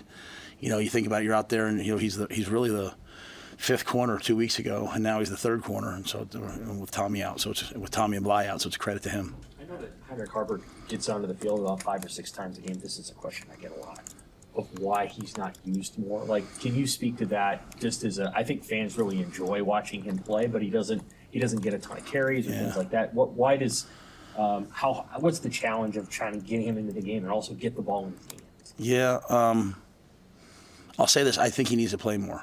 So let me start there, right? Like, so I don't disagree when a fan says that. The challenge is like, you have a lot of good players on offense. Like, it's also like the offense also has to be saying, like, hey, get Jacory the ball 9 times. Hey, throw the fade to Naor. Hey, why isn't Fedoni catching it 5 times? Hey, they have all those things. Right? They're like, hey, Banks, like, hey, get him 8 catches.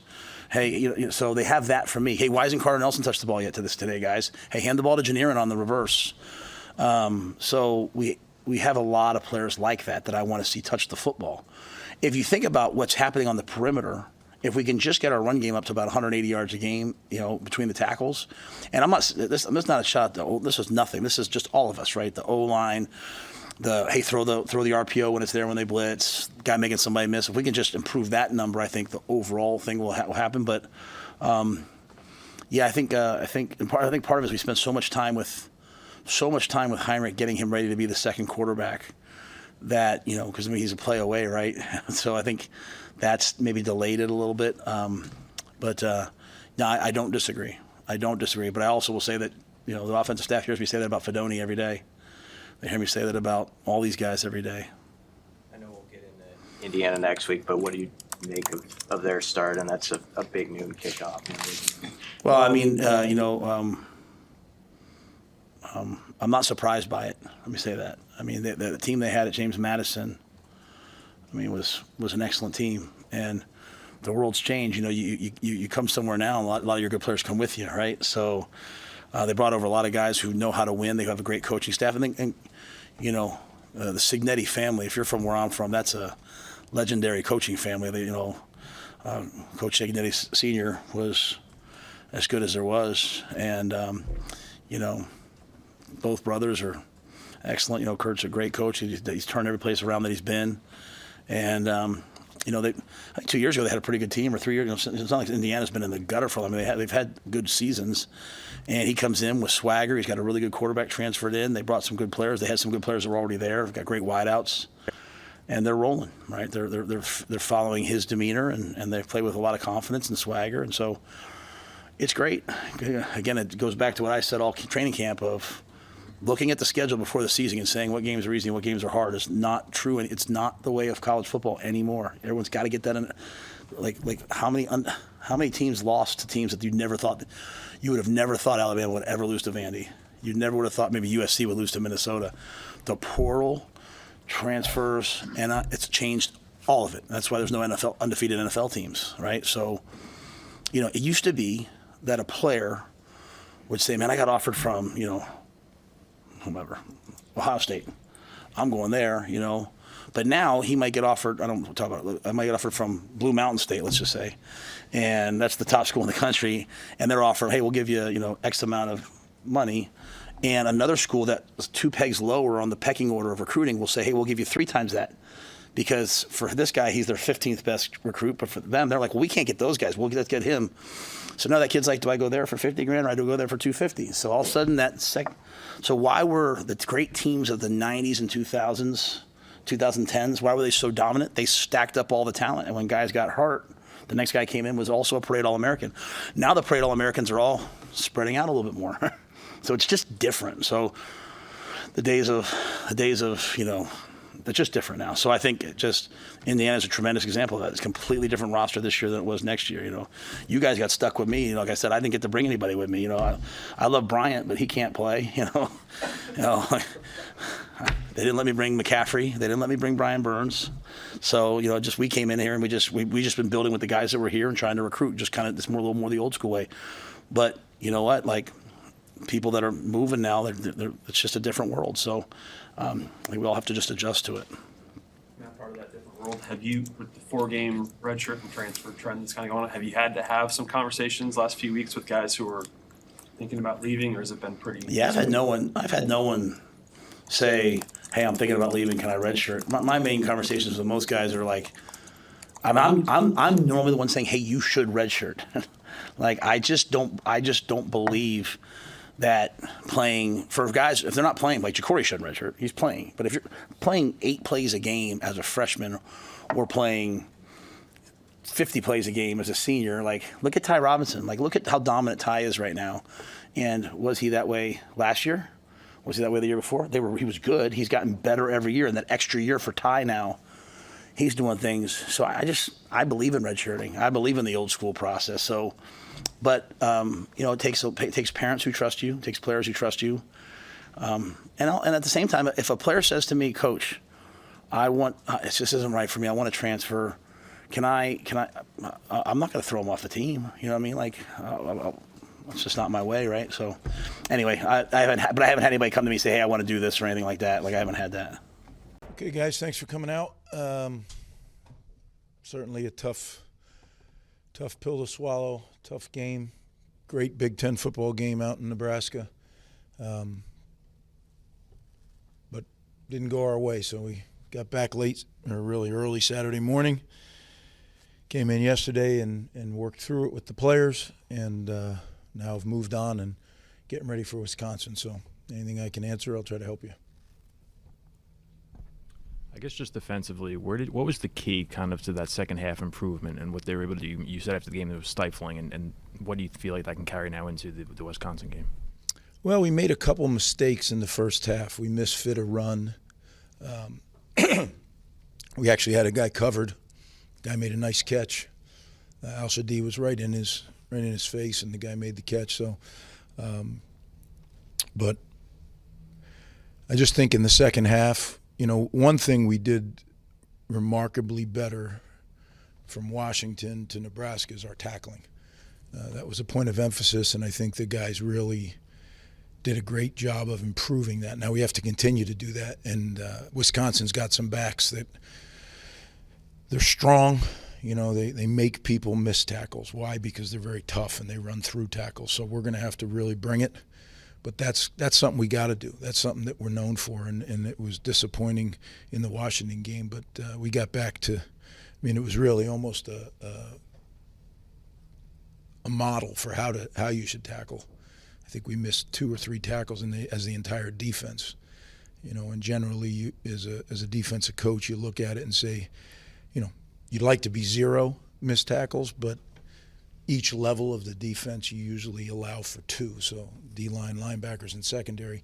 If you come out of a game with 6 missed tackles against a Big Ten football team, that's pretty good. And we had 2. So big improvement. We just got to keep getting better. The thing that I did like is we played a lot of people on defense. You know, we're rotating 5 guys in the interior. We're rotating 4 guys or actually 5 guys on the edge, so we're playing 10 guys. We're rotating 3 through the linebacker core, and then Timmy Hines got some play. And then in the back end, you know, we're rolling 3 corners and we're rolling 3 safeties.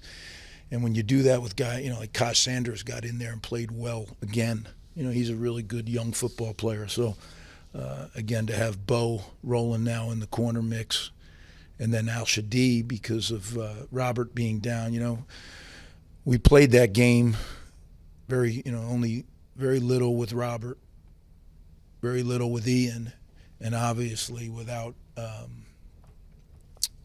Felt. So I thought guys stepped up and did a really good job. And that's what you have to do. You have to build depth, and you do it through development. But until they go do it in a game, you know, it's just a hope that there's depth there. But there was. So, yeah, a lot to be encouraged by. And we'll learn things from that game. And then, you know, we'll try to get those fixed like we did from the Washington game. It's always nicer to win from the W column, but it didn't happen this week. Just generally your thoughts on Wisconsin, its strengths, and what you see from their offense and defense. Yeah, they're a good football team. Coach FIckell does a very good job, has a real strong philosophy on how they want to play the game. Up front, their offensive line, I think, is big. They're strong.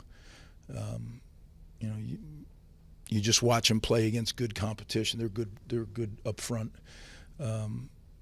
You know, they lost their starting quarterback, and then the second team comes in Saturday and really lit it up against Purdue. So, you don't know what that is there. There's not a lot of film to go off of, a few games and then a little bit last year. So, you know, we'll create a plan on what they like to do offensively, but we're going to have to, you know, stop the run and the pass. And when you flip them over on defense, they're really well coached, very sound, big up front. They can run at linebacker and really experienced in the secondary. You know, we know the corner very well, obviously, who picked sixth us last year. But and the safety, I forget his 24, really good player. He seems like he's been playing forever, but playmakers. They have some guys that can run. They're a run and hit group, and they're big up front. So very, very sound at what they do. They know what they want to do. And I think they know how to fix things. When they have a breakdown, they quickly fix it within the game. So, yeah, definitely a great challenge. But every week in the Big Ten is. What week isn't, right? And the margin of error is very slim, as we saw Saturday. And when you come out on the right end of it, then you're really happy and excited. And when you come out on the wrong end of it, like Saturday, it hurts, you know. But we got to move forward now, and that's what we're doing. We're moving forward to Wisconsin, and they're really good. So, big challenge. Can you just share details on Felter's injury, just when it happened, and when you guys found out, and obviously what impact does that have on the offensive line and the offense in general? Yeah, well, you lose a quality starter who has a lot of cumulative reps, right, and is a tough guy. You know, he kind of brings that element to the O-line, or brought that element to the O-line. It was all kind of unfolded as the week went on. You know, he returned to play the whole second half, which shows what an incredibly tough guy he is. But as things went on, there was decisions that had to be made, and it was a drawn-out process. But without getting into his personal business, we knew as we got toward the end of the week that was going to be the way it was going to be. So, and now he'll get. You know, he'll be out this year, but if you look at the flip side of it, he's back next year. So we have Brian Felter and Mo coming back. Those are 2 really good players. It'll be back in 25. That's the way I look at it. And now we got a chance for young guys to step up. And that's already happened with DJ playing a lot at linebacker for Mo, and Taj White. You know, he's a lot of things he's got to get fixed, but he went in there and he battled for 70 plays. And that's a positive, you know. So we'll just keep moving it forward. And Dante Chin's going to have to help us there as well. Who, you know, young guys are getting their shot now. You got to step up. Ben Black, he obviously had that one moment and then was able to bounce back with the touchdown play. What did you just see from him, that ability as a young player in a moment like that to be able to bounce back? Well, it wasn't just in Saturday's game. I've been very impressed with Ben since he got here. You know, he came in January, went through the spring. You could see he's a really good player. Excuse me. And then he's done it in games, in spurts. But the thing that I was most impressed with, he made a great play. It was an awesome throw by Ethan out of the end zone. Great play to midfield. Later, hits him and he drops it. And as a young receiver to come back and then make a second great play and score on the touchdown, it shows a lot about his competitive spirit. He's strong. He's a physically gifted freshman that has some toughness about him. So we'll keep developing him. He'll keep playing, and I think he'll just get better and better. I think he's got some special traits. One thing you've talked a lot about this season, all season long, has been the pass rush. On Saturday, 4 sacks by 4 different players. What did you see from week to week as the season's gone on, and how do you think this pass rush can perform against a Wisconsin team that hasn't had its starting quarterback the last few weeks? Great question, and I probably should have talked about the 4 sacks, right? Because as much of a concern as the tackling was against Washington, lack of pressure on the quarterback was a concern. We won the Washington game, and Washington left here sick to their stomach. Well, just like we left sick to our stomach leaving Nebraska. Welcome to the Big Ten. That's part of the landscape. But we didn't get off to the quarterback very well 2 weeks ago. This week, I thought it was a different story. I thought that our guys applied pressure, and even when we weren't sacking them, we were disrupting the quarterback's rhythm. And that's very, very important. Everybody wants to talk about the sacks, but when you disrupt the rhythm, things happen on the other end. The balls are errantly thrown, interceptions occur, all because of the pressure. And like you said, it was different people from different levels of our defense getting the sacks. So I was really excited about that. And something to build on again. I think it gives these guys a little bit of juice now. Let's go. It was a time around here when we really were getting after the quarterback, and then it kind of waned a little bit. But that's a big part of what you have to do without giving up your run defense, right? You can't just say, be damned and go after the quarterback all the time. So it's a delicate balance, but you have to be able to do it. Otherwise, in this league, there's a lot of good quarterbacks that if they throw in rhythm and timing, they're going to make you pay. Going back to the young players, the fact that you have multiple true freshmen who have been stepping up to contribute, and you can even include Bo in that group because he was unavailable so much last year. I mean, I guess what does that say about the quality of a recruit that you're now able to bring in and kind of the evolution in that process over these last few years? Yeah, I think it says 2 things. Number one, as you said, the quality of prospect that we're able to attract to Rutgers. And then I think it says a lot about our coaching staff, the amount of time they spend with these young guys. We're a developmental program. What does that mean? Well, you spend a lot of time developing your younger players. As a coach, there's always you got this to do. That's not going away. So when practice is over, you still got to do this. You got to watch the tape. You got to make recruiting calls. You got to take care of your players' academics. You got to chart everything. So you spend a half hour after practice developing young guys. That's a half hour later, you're getting to bed. But we have guys around here that understand the significance of development, coaches on our staff, and I'm grateful for it because I know what it means as they're staying out there and doing some extra. And it's not always live, and it's not always – sometimes it's just walking and talking and explaining to them the why. As young players start to understand the why, it really opens things up for them. And that's what I see our staff doing. And I just think we got to just keep doing it, keep developing these players because we have some more young guys that we're going to see play before this season's out. These aren't the only ones. There's just everybody kind of gets seasoned at a different time and then they're ready to get plugged in. Sometimes injuries, are the cause, but we really want to get when we feel guys are able to go in and help us win, we want to get them in the game. Well, I thought we had a productive bye week. I had a chance to visit with you guys briefly in the middle of it, but to close out the week, we always kind of balance that between obviously getting our current roster, getting a jump on our opponent, and then also a lot of personnel-driven stuff. So had some good meetings, had some good recruiting trips. We got in 2 really, really good days of just kind of Illinois versus Illinois, and then got into advanced days, including last night on Purdue. So to have that walking into Tuesday's practice tomorrow, hopefully a little bit ahead of schedule. Obviously, this weekend with the Hall of Fame, congratulations to obviously. Derek was a great player here when I was here, or when I played and coached the league, and then Robert Holcomb will actually be our guest captain. So we're really excited to be around him. He's actually a high school coach in Arizona now, so it's kind of been fun to reconnect with him. I know he's excited to get here and be a part of it as well. So I thought our guys, came in, flew around on Sunday night. We went out on the lights here for about an hour and really.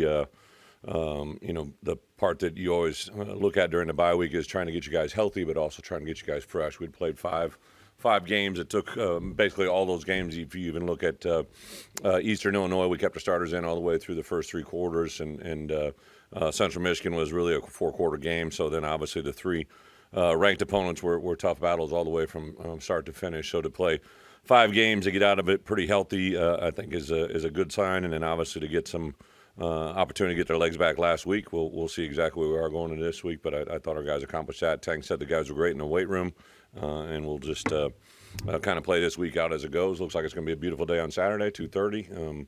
Obviously a rivalry game, a battle for the cannon, all things from A to Z, but I think one thing this group has done a really good job is just focusing on the now, want-to-know mentality. Throughout the course of the first 5 weeks has got us to where we are today, and I don't think anything will change. So excited about the opportunity to play Purdue this week. With that, open up for questions. Bret Heron said, "We don't have it yet, the cannon."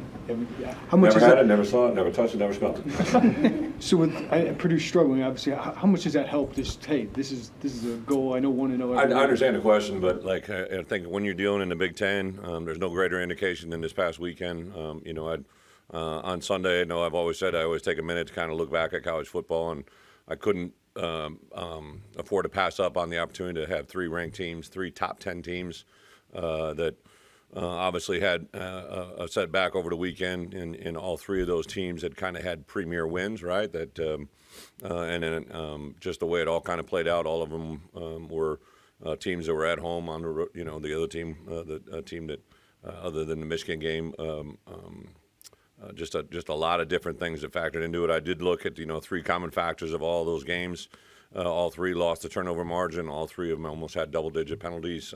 Obviously, we can't see what other teams do for penalties, mental errors, and MAs and MEs. But I just wanted to make those guys understand those 3 games and how they played out. And I did say, I made this point to our guys. Listen, if I can everybody always asks me, 40-year coach, what's the definition of a successful season, right? And I think unequivocally as a head coach, even when I was a coordinator, even when I was a head coach, what you want to do is get through a season without regrets, right? Without a moment of where I wish I would have done this or I wish I would have done that. And all my years of doing it, I haven't been able to do that yet. But I would say through 5 games, there's obviously some things that in every one of those 5 games, you would always go back and correct or do this a little bit better or do that a little different. But I have loved their approach. I love their demeanor. I love their attitude. I love their fight. I love all of the things that, in my opinion, are the things that go into being successful on game day. And, we're a 4-1 team that's trying to go 1-0 this week. But I think there's some teams that, as you go back and look at it, they probably regret what they maybe had done that day or the way that they had played or the way they approached the game. And right now I don't have that regret in any of our phases overall. What are you seeing from Purdue, Bret, through their first 5, and obviously they had a coordinator change as well? Well, obviously they started off very positive. I think the Oregon State game, they were very productive offensively as well, scored a lot of points and did a lot of things. Obviously the Notre Dame game is, kind of treat that as kind of its own little unique entity. I think I think everybody's been a part of those moments when games get away from them as it plays out. So obviously a lot of respect for Ryan and his staff. Know a lot of those guys on a personal level. So I think I know what this game is going to mean to them and to their players. And, I think you can take in that when you go into Big Ten play, not just because we're playing for a Cannon Trophy or a rivalry or 2 games that we're guaranteed to play every year. I think this is a Big Ten versus Big Ten, and you got to come to play every weekend and prepare that way, and hopefully the best team wins on Saturday. In terms of the tight end position, Bret, when you knew you weren't going to have Cole, I know Henry's been going through Yeah. some things. Have you really been really pleased with what you've gotten out of Tanner and even Carson in the last couple I go back to when we decided to take Tanner. I just remember seeing him on film. Now he's a kid that had some Wisconsin roots. There was just something that jumped out to me. Knew some common coaches that had crossed paths with him and just talked about who he was, demeanor-wise, attitude. He came on his visit, and I'm like, okay, this kind of fits our DNA. And then just what he did since he's been here, just the evolution of his body, his strength, speed, development. I thought even last year, it was really evident that, Tip was our best, tight end, not only in line, but also kind of all the things we did, but really wanted to. If I could have one thing over, I wish that, we probably had a better complement to Tip last year just because we played so much 11 personnel. It didn't allow us to get in other personnel groupings. Tanner wasn't quite there yet, but last spring you began to see it. I remember Ben Miller coming up to me halfway through and he goes, hey, we were spot on with that evaluation. I think he's just a guy that's going to do a lot of really good things for us. So, yeah, Tanner's been extremely impressive. I think Goda has been a guy that, just continues to show up, a little bit limited with a hamstring, but even during fall camp and where he's at today, Henry Boyer getting him back full strength. He had a really big week last week. He's a big body that can run and does some really good things. So I've been stressing and pressing him really the last 3 weeks to make a step forward. So I like that room overall, and there's a couple other guys that have added in that room as well. We hear you talk about good teams, the three things: stop the run. What do you feel like you guys are What's at? the third? Cover kicks. There you go. I listen a little bit. What do you feel like you guys are at with those first two things through 5 games? Yeah, big point of emphasis, right? When you're establishing the run game, first off, I think you got to have your identity, right? Like, what do you want to do? How do you want to do it? What personnel groupings? But, I know going into the Penn State game, coming out of it, from a pure running back standpoint, I think Caden Fagan, Aiden Lawfrey, Josh McCray, and then throw in the X factor of Khalil. Like, those four guys are very talented players, right? And what we got to do is put them in a position to let their skills show up, right? And offensively, I think, one of the things that has been not a challenge, but one of the things that we've struggled with through the first 5 games is being consistent in the throw game and the run game. And that was the main task that I went Barry to go back and look and with Bart and with that and Step and Dish is just kind of figure out how we can kind of put this thing all together, be more consistent in our approach. And then from a run defense, I knew Penn State was they had those 2 good running backs. They had the skill set of their offensive coordinator.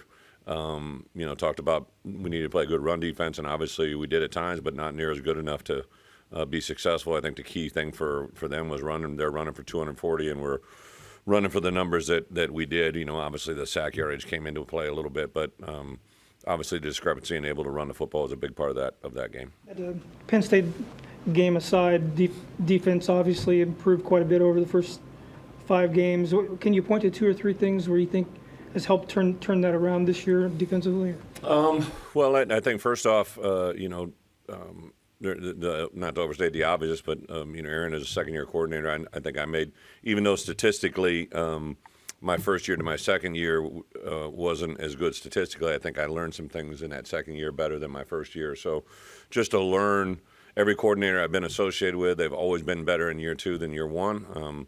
Like there's just this process that you have to go through that is very unique to that moment. So I think Aaron's maturity there, but also his support staff, I think without a doubt on defense between Clint, Archie, and Corey, those 3 guys have brought a lot to the table that have helped Aaron grow.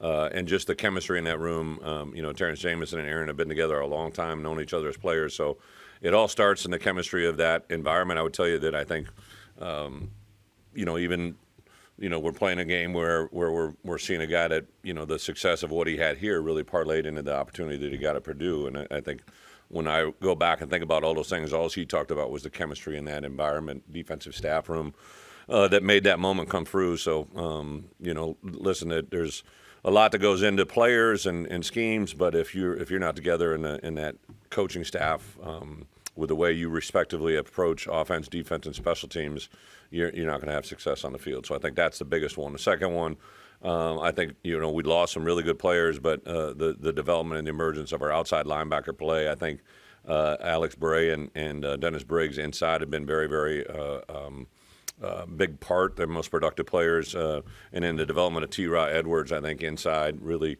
has helped us, but by far the biggest change has probably come on the back end of the play of Miles Scott, Xavier Scott, Torrey Cox, Caleb Patterson. T. Brooks has come around the last couple of weeks, so I think the development of the back end guys has been really probably the single biggest factor, other than just getting the cohesive unit of the coaching staff. What did you like about this past week? What was accomplished with the 2s, 3s look team getting the reps? Whether it pays off this week, this year, a year from now. Well, I made a point on Wednesday and Thursday. When we had a lot of reps, it was 2s, 2s, 3s, 3s. The Devo guys were kind of in the 3s, but. I've just been a part of this long enough. I was sitting there looking right at Art Sikowski, right? Like I just said, I challenged him on both days. There's a player right now on this field that just got the majority of the reps today that will have a factor in us winning a game this season, right? And I don't know who it's going to be. I don't know how it's going to come about. It could be on the second play of the first quarter. It could be on the second play of the second half. It could be on the second to last play of the game. At some point, somebody in this group is going to have to step forward for us to get a win in Big Ten play, and that's what I love about this environment is we have, a 4-game stretch of Big Ten opponents in front of us. Nothing more important than Purdue for us to have success on Saturday. It's going to be about how we prepare our 1s, our 2s, and really those fringe guys that help us in a variety of different ways. Coach, when you see a guy from your coaching tree like Coach Walters and the team's struggling, how does that make you feel, and what would be your advice to kind of help? You know what? I appreciate the question, but I really don't.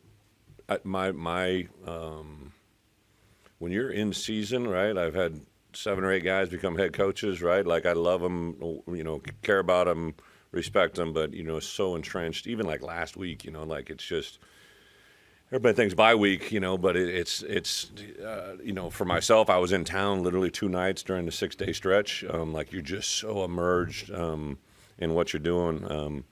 We're playing Purdue, and that kind of brings it up, but it really is a non-factor.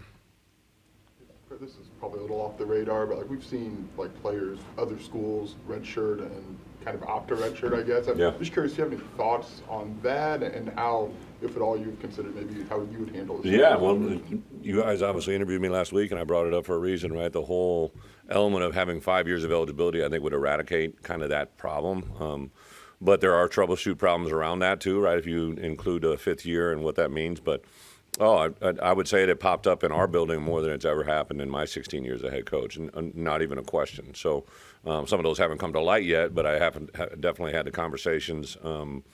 I think just the world that we're living in now, the social media awareness. The other X factor is this whole COVID thing, right? Like, so you got guys that had extended high school careers because of COVID, right? And they got we have guys that are in extended college careers because of COVID. So until this kind of window cleans up, I think it kind of gets glorified a little bit more. But yeah, I think there's, I always go back to, like, even when I first came here, right? Like, we all know how you do, science experiments when you're young, right? Like, you control one factor, right? Like, whether it's heat, whether it's freezing, whether it's a chemical, like, when the science experiments come together, you got one variable, you know what's going on. When you add 2 or 3, right, you never know how the results are going to play out. And in college football right now, the portal, the NIL, the changing world of NIL to revenue share, the addition of a 105-man roster and maybe more scholarships or maybe not, 4 years of eligibility versus 5, it's just a bunch of variations and factors that are very hard to navigate as a head coach, but it's also what makes our job great. You mentioned T. Brooks. Just what has led him, in your mind, to continually, week by week, become more and more of a factor? Well, it's probably a good question for Terrence, but you guys probably haven't been available to Terrence, right?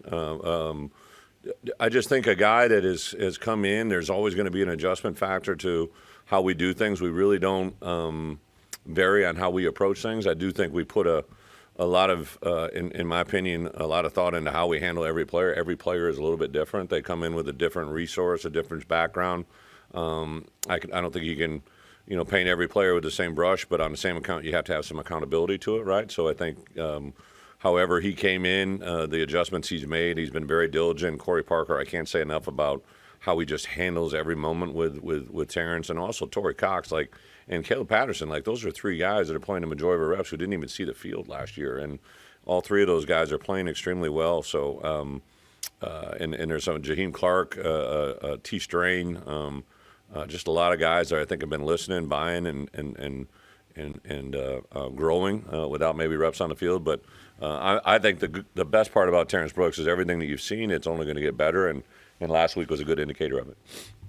Coach, you get a chance to watch any football during this bye week? On Saturday, yeah. On Saturday, and what do you make of the Big Ten race and the race for the college football playoffs? Yeah, as college football coaches, as college football players, I always encourage our staff and our players.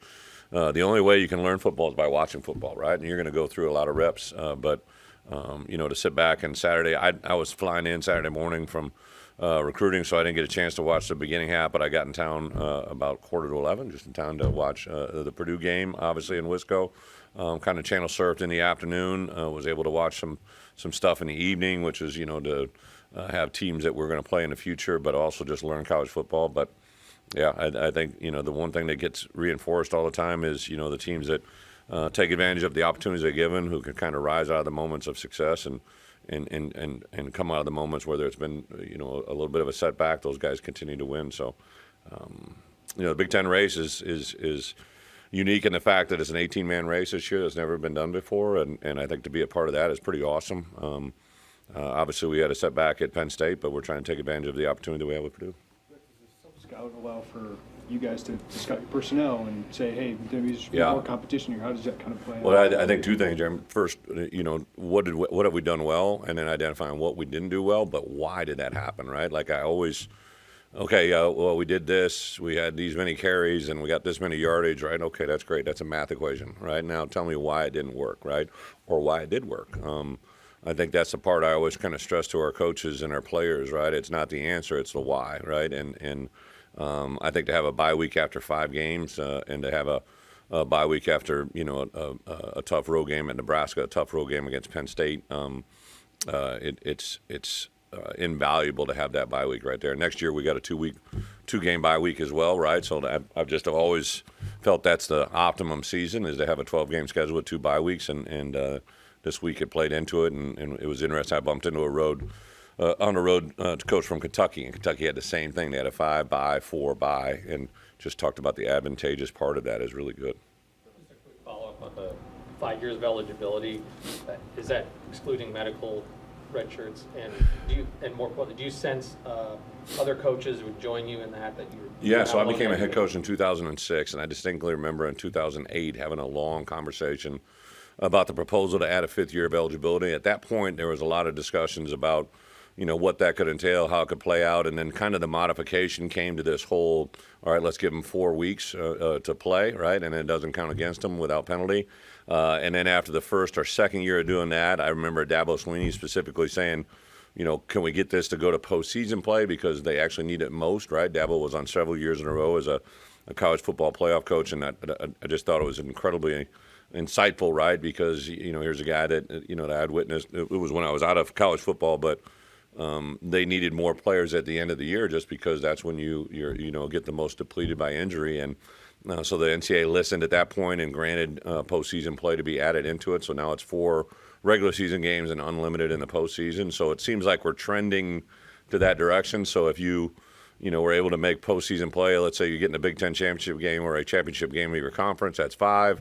Now you go into a window where you need to win 3 college football playoffs, right? If you want to win, and now you're talking about an 8 game, right? So what's the difference between 8 and 12, right? Like, I mean, it's just in my opinion, it makes too much sense. And then the way the medical red shirt, like, so we're dealing with that with Ashton Hollins, right? So Ashton Hollins, who is now going to be, actually tomorrow has surgery on his shoulder, because he played in less than 4 games, or 4 games or less in the first 6 games, he should be able to qualify for a medical hardship and get that red shirt, that medical season back, even though he's already took a planned red shirt year. So there's all kinds of math that gets involved. That's why I'm just kind of thinking 5 years, anybody can play and do what you do. If there's an opportunity to go for a 6 year, that's an appeal, but I think 5 would just clean it up for everybody. Results on Saturday, number 1 loses to unranked, number 4 loses to unranked, 9, 10, 11 lose. Makes me think of this debate when NIL came in of like, are the rich going to get richer, or are the other teams going to have a chance? Yeah. Do you think there's a read on that can be made from like the results of college football right now? Well, just because it's on the forefront of my mind a lot, right? Like, I give Josh a lot of credit, and our people, we've made a jump there, but what I foresee hopefully changing is, like, I think the lowest in our conference is at $2 million, the highest at $21 million. That's not good math, right? Like, that just doesn't add up to things being equal. So I don't know exactly how the answer's got to come, except for I hope that we're always kind of in the top third, right? Because then we can kind of put ourselves in a position to be competitive. For me as a head coach, I've always kind of taken as value is like I know every day when I wake up, I got 24 hours just like the other guy, right? And how I use my time and how I evaluate and allocate our resources, as long as they're fair, like always just tell me the rules and let me play, right? But when you get into these scenarios where things can be a little bit out of balance, right, then those bring questions that sometimes they aren't just real clear-cut answers.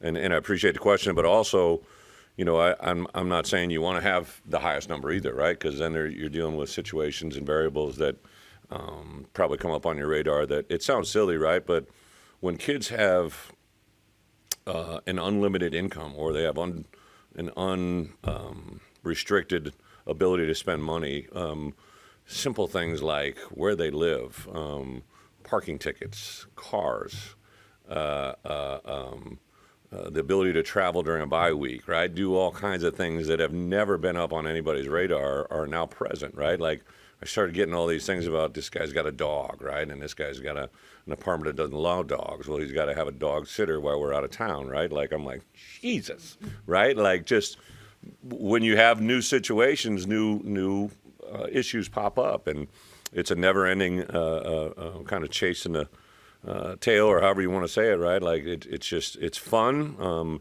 It's exciting. I love the maturity of our locker room. One of the things that I really think is advantageous that our coaches talk about all the time is the group of guys that we have. I'm not saying they're all, roasting marshmallows at night every together and singing Kumbaya, but I think our guys think right, act right, walk right. The GPAs that we've had, the lack of social issues off the field, right, like give us an understanding of what kind of character we have in the locker room. I think that's a lot of fun. Games like the Florida Rosedale or winning back the Axe, like just what is it like as a player in these trophy games, and does that kind of change as a coach? Florida Rosedale is a pig, right? Is that Iowa, Minnesota? Yep. And then the Axe, it's Paul Bunyan Axe, Minnesota, Wisconsin, right? Shows how old I'm getting. I can't remember them all, right? But like, I think as a player, they do mean a certain amount of value when you have them. We've got an empty trophy case, right? Well, that's the message to our guys, right?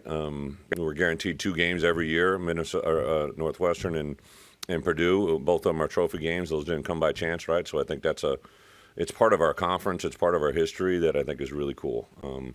But unfortunately, I've never seen it, touched it, felt it, smelt it. Like I've never been able to hold that cannon, right? So until it's in our hands, all we do is talk about it, like and see pictures of it. And I think that's a part of being in this program, hopefully moving forward.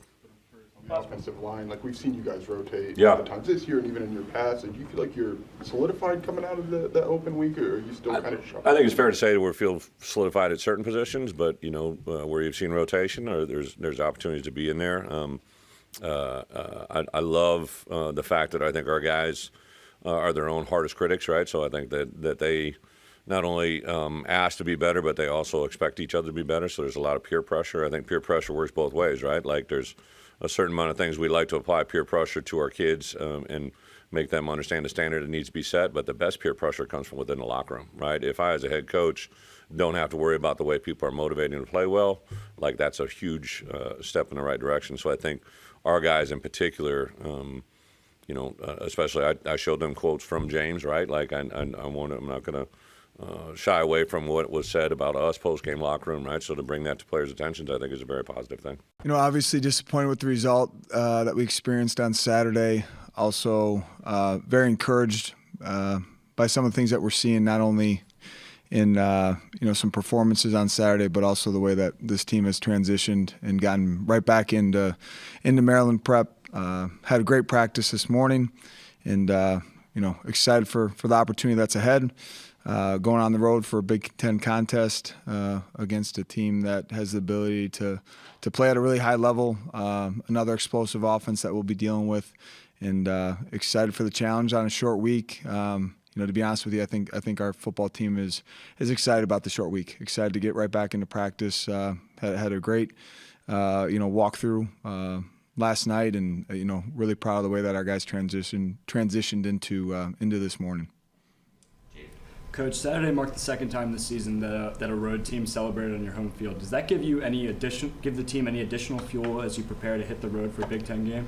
Yeah, I think the way we're looking at it right now, we're sitting at 2-3. Can't do anything to change where that record is at. But I think this football team is very confident that we have more within us, and I think the challenge in front of us is to go be at our best on the road against Maryland, and do everything in our power to make sure that we return back to Evanston at 3-3 at the halfway point of the season. But it is a point of emphasis to protect our home field, and unfortunately twice this year we haven't been able to do that. But we'll worry about taking care of that here in a couple weeks when Wisconsin visits.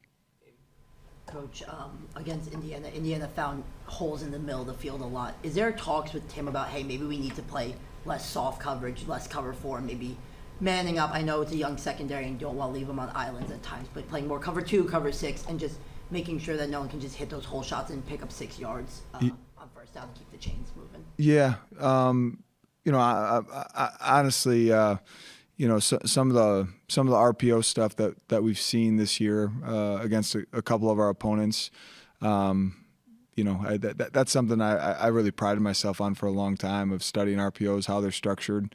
There's been some new creative ways of attacking an RPO, and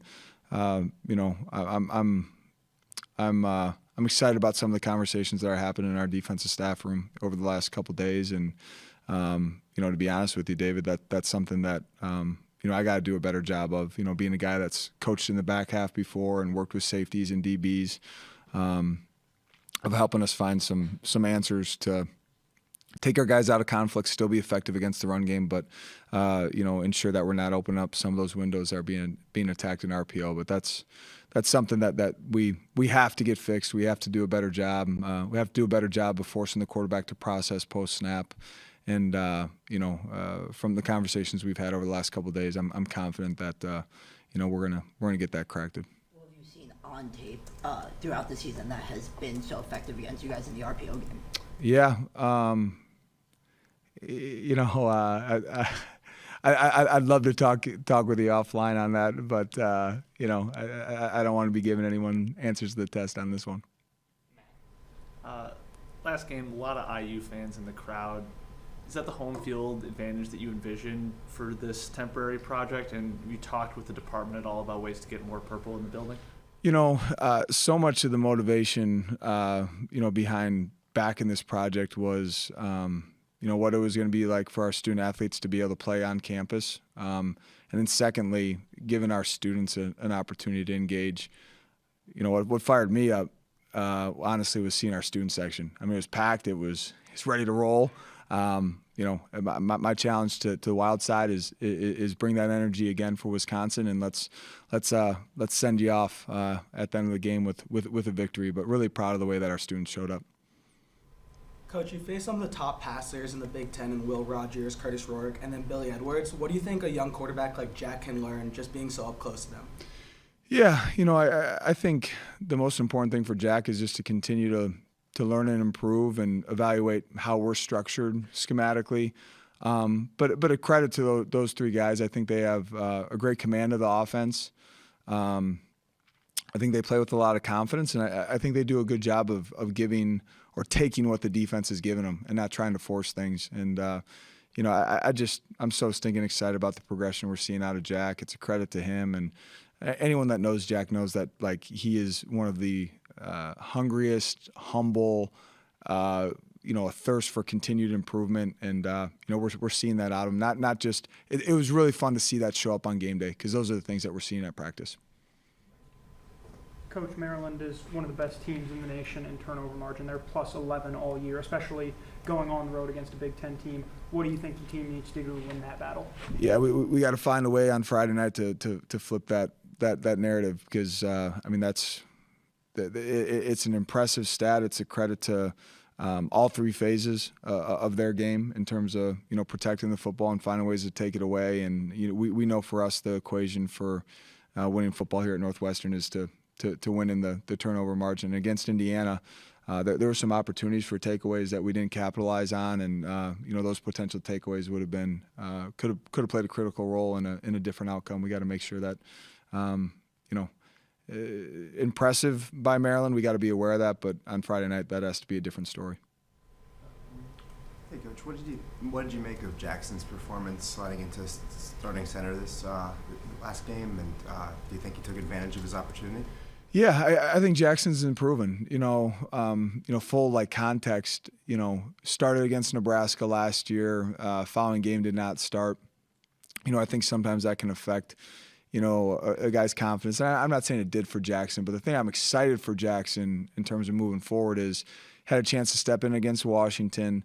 Did some things against Indiana that were positive. There's still a lot of room for improvement, but I think for a young guy to know that, they know this is my role, and I'm gonna have an opportunity to just continue to improve and build some confidence is something.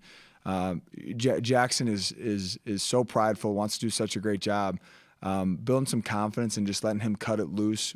Strong, powerful kid, heavy-handed. Excited for those things to continue to show up on film, especially on game day. Quick follow-up. How have you liked what Coach O'Boyle has done with the offensive line this year? Yeah, I've just, I think I mentioned it the other day, but you see what, what you're going to get out of Coach O'Boyle. He's going to coach you really hard. He's going to be incredibly demanding. Fundamental and technique things that we preach all the time, he totally buys into. But he's going to love you. He works to create a genuine relationship with every single guy in that room. I again, I'll be honest, the group is still a work in progress, but there's no other group in the country I'd rather see going through that process, from guys like Caleb Tiernan and Josh Thompson, Ben Rather, that are vets, all the way down to some of our first-year guys that we're seeing growth in. That group is trending in the right direction. It's a credit to the men in that room, and a credit to Coach O'Boyle. Coach, could you talk a bit about how Xander Mueller has stood out as a leader of this team this season? Yeah, gosh, I get the opportunity to talk with pro scouts almost every day about Xander, and those are such fun conversations because all I have to do is tell the truth. And I always preface it guys, I'm not overselling you. I'm just telling you what I experience every day. His consistency, his energy, his passion, it's not fake, but it is every single day. One of the first guys in the weight room going through his pre-practice routine. He knew, going back to a couple years ago, he had a lot of areas he needed to improve on, and he intentionally attacked those things. His willingness to speak up and have hard conversations, and just his humility and a heart of service. In a day and age in college football where it's becoming more and more about, what's in it for me, Xander Mueller is the ultimate team player. I won't get into details on this, but some of the opportunities that have come Xander Mueller's way because of his performance and who he has found intentional ways to pour those things back into his teammates, specifically some of the walk-ons on this team, and I think that just speaks to his character and who he is as a man. Any NFL organization that I talk to, I tell them, you will be a better football team and a better organization because Xander Mueller's in your building. That he wanted to improve some things this season. Have you seen him improve in those ways, and what are those things he's been working on? When I first got here, I think his lower body strength was something he needed to work on. He had some things coming in when he first got here to Northwestern that were out of his control health-wise that he had to work on, that maybe limited his ability to develop lower half. He's taken strides in that area a great deal. Some of his change of direction and comfort level playing in space, especially against some of these spread teams that we play and some of the things we ask him to do in our system. You can just see him playing with a lot more comfort in those situations in space. His ability to play in the box and assess run game, the instincts that he plays with are things that are incredible strengths of his that we continue to see improve. And where we really challenged him this year with Bryce Gallagher no longer with the program and graduating and moving on was the leadership piece of it and the communication piece of it. And he stepped into that role and done an exceptional job. Coach, Billy Edwards was sacked 5 times in Maryland's last game against Indiana. How key will your pass rushers, especially guys like Anto, Aiden, and Kenny, be to your overall defensive success Friday night? It'll be critical. He's a really good quarterback that has tremendous weapons out on the perimeter, and we're going to have to find ways to affect him. If we don't, it'll be a long evening for us. So Big Ten home opener on Saturday, but also the first time all the students were back on campus for a game. I know you talk about it all the time. You touched on it earlier. How was that, like, heading into the game different for you guys? And then once you arrived at the game, how was the atmosphere? How did that feed into what you did on the field against Indiana? Yeah, no, I thought it was awesome. You could just tell there was a buzz on campus. Some of us on staff have a routine, on game day to, get into the facility early and, get a workout in together and just kind of build into the day. And, you're here early in the morning, you can already start to feel the buzz. And then as we return to campus with the team, you can tell it's starting to get to its peak. And, to look up in that student section and not only see it full, but to see it energized and ready to go. I think the disappointing part is we didn't get to send the student section home with a win. We want to celebrate with our students. We want to sing the fight song with the band. Again, there were some opportunities there late in the game, 27-24, where we have the momentum, and those students are really starting to factor into the game with crowd noise. Those are things that we look forward to capitalizing on and using to our advantage in the future. Finally got 2 turnovers. In the first half, I thought we came out and we're playing the game the right way. And that's about it. I guess everybody wants to know, Ryan, can this be fixed? Yeah, I think I believe it can. I don't see any reason why it can't.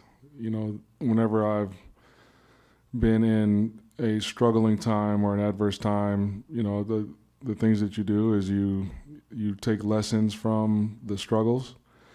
You take lessons from the adversity, you identify problems, and you fix them. And so that is what we are in the process of doing right now with 7 games remaining on the schedule. You talked a little bit Saturday about being more involved with the offense. Can you get in any more detail about that and just give us your assessment of Jason Simmons' maiden voyage? So obviously we have a defensive coordinator. We do not have an offensive coordinator right now, so it would be negligent of myself as the head coach to just sort of abandon that side of the ball while making that move. And so, I've spent time in there just helping the organization, coming up with ideas on how to attack defenses and what types of things give certain coverages or certain fronts problems. And so that's what I've been doing. I've spent time on that side of the field during practice. We got a roster full of guys that were on that side of the ball that needed leadership and guidance. And so, like I said, we have a defensive coordinator, so I'm gonna let him do his job and help out with the offense. You talked about doing kind of self-evaluations after games before. I'm curious, what all does that entail for you personally? You look at game management, you look at how we're using the roster, you look at schematic issues, you evaluate, the play of the individual, all of those things, and taking an assessment and evaluate and try to improve the areas that you failed. What all do you think has contributed to kind of the slow second halves that you guys have had the last 3 weeks? Yeah, right. So we are struggling to play from behind. Like we for some reason it kind of snowballs when things don't go our way. And so that I've got to do a better job of giving them like emotional answers on how to respond when you're behind or when things aren't going your way, so that you don't play without the outside the framework of the play call, outside the framework of the technique. You don't panic, and right now, you know, when we get behind, we tend to hit the panic button, and there's no need to. And so that's been the message. That's been sort of what we've been talking about, you know, the last couple of days, you know, post Saturday. Right. Were there any other, in the past 48 hours, any other structural changes, approach changes that you've implemented going forward? I mean, you know, obviously there are tweaks. You know, I would be it'd be irresponsible of me to tell you what those tweaks are. You know, with the game coming up on Saturday. But yeah, like, you know, the last 48 hours it's been emotional. It's been challenging, and you know, it's been, again, I'm a problem solver, and so I've been working diligently to solve problems. What's the message right now to players who are committed to the 2025-2026 classes? No, just watch the season, see how it unfolds. You know, they are committed here for a reason. They love this university, love this place. They have gotten to know and have belief in the coaches that are recruiting them. And so that's what I would say. Just 7 games left. You know, let's see how this deal plays out. How significant right now is a better product on the field going to be on the class that you signed in December? I think it's hugely significant. You know, as a recruit, you want to see progress, you want to see improvement, you want to see wins, right? You know, I think everybody we're recruiting is you know, of the mindset that I am. Like, I hate losing. I hate it with a passion. It drives me crazy. And so, you know, we gotta win ball games. You know, how big that class do you expect it to be at this point? I think there's 11 known commitments right now. You know, how big you expect it to be? You know, there's a lot predicated on sort of the, you know, the roster numbers, the revenue sharing, and, you know, evaluating our roster and, you know, deciding on how many high school guys we take, how many guys that we're going to get in a portal, you know, the whole 9. So. Is Jason going to go out on the road in place of Graham when you guys have that opportunity here at the next bye week? We're still discussing that, but I would imagine so. Okay. Do you expect C.J. Madden to play again this season? I'm not sure. Just about your opponent this week, Illinois. Obviously, you know them well. You had a good success against them last year. They're different. They've had a lot of success, or a fair amount of success so far this year. What do you expect from them? Luke Altmaier's looks like he's made some big steps forward offensively, but what extra challenges do you see from them this week? Yeah, they're playing confident. They're playing complementary football. You know, obviously got a lot of respect for the staff and the roster there. I've gotten to know them very well, and so you know, I'd expect them to play the best brand of ball that they can play. That's what they've been doing up to this point this season. You know, and so I'd fully expect them to come out guns blazing, and you know, like you said, like last year didn't go their way, and so I'm sure that is being replayed and reminded. So I fully anticipate to get their best shot. They've had an extra week to prepare for us as well. I think Coach B does a great job during bye weeks and presenting new wrinkles and you know, new personnels, and so I fully expect to see things that we haven't seen on tape yet, and it'll be critical of us to be able to adjust to those things and to play and to go fight for 4 quarters. In light of how you seem to want to use your tight ends in a variety of roles right now, do you expect to have George Burr in at any point soon? Yes, he's very close. When you go back and look at your zone coverage, obviously you're a man-to-man staff. What needs to be better in the zone? Just our zone integrity. I think guys' eyes. You know, the main culprit Saturday was eye discipline was awful. You know, we're not getting the quarterback out of the pocket either. He's just been able to sit back there and kind of wait. And then when the ball is in open space, like our angles to get the ball down, and the technique with which we're tackling was awful on Saturday. And so that's got to be addressed.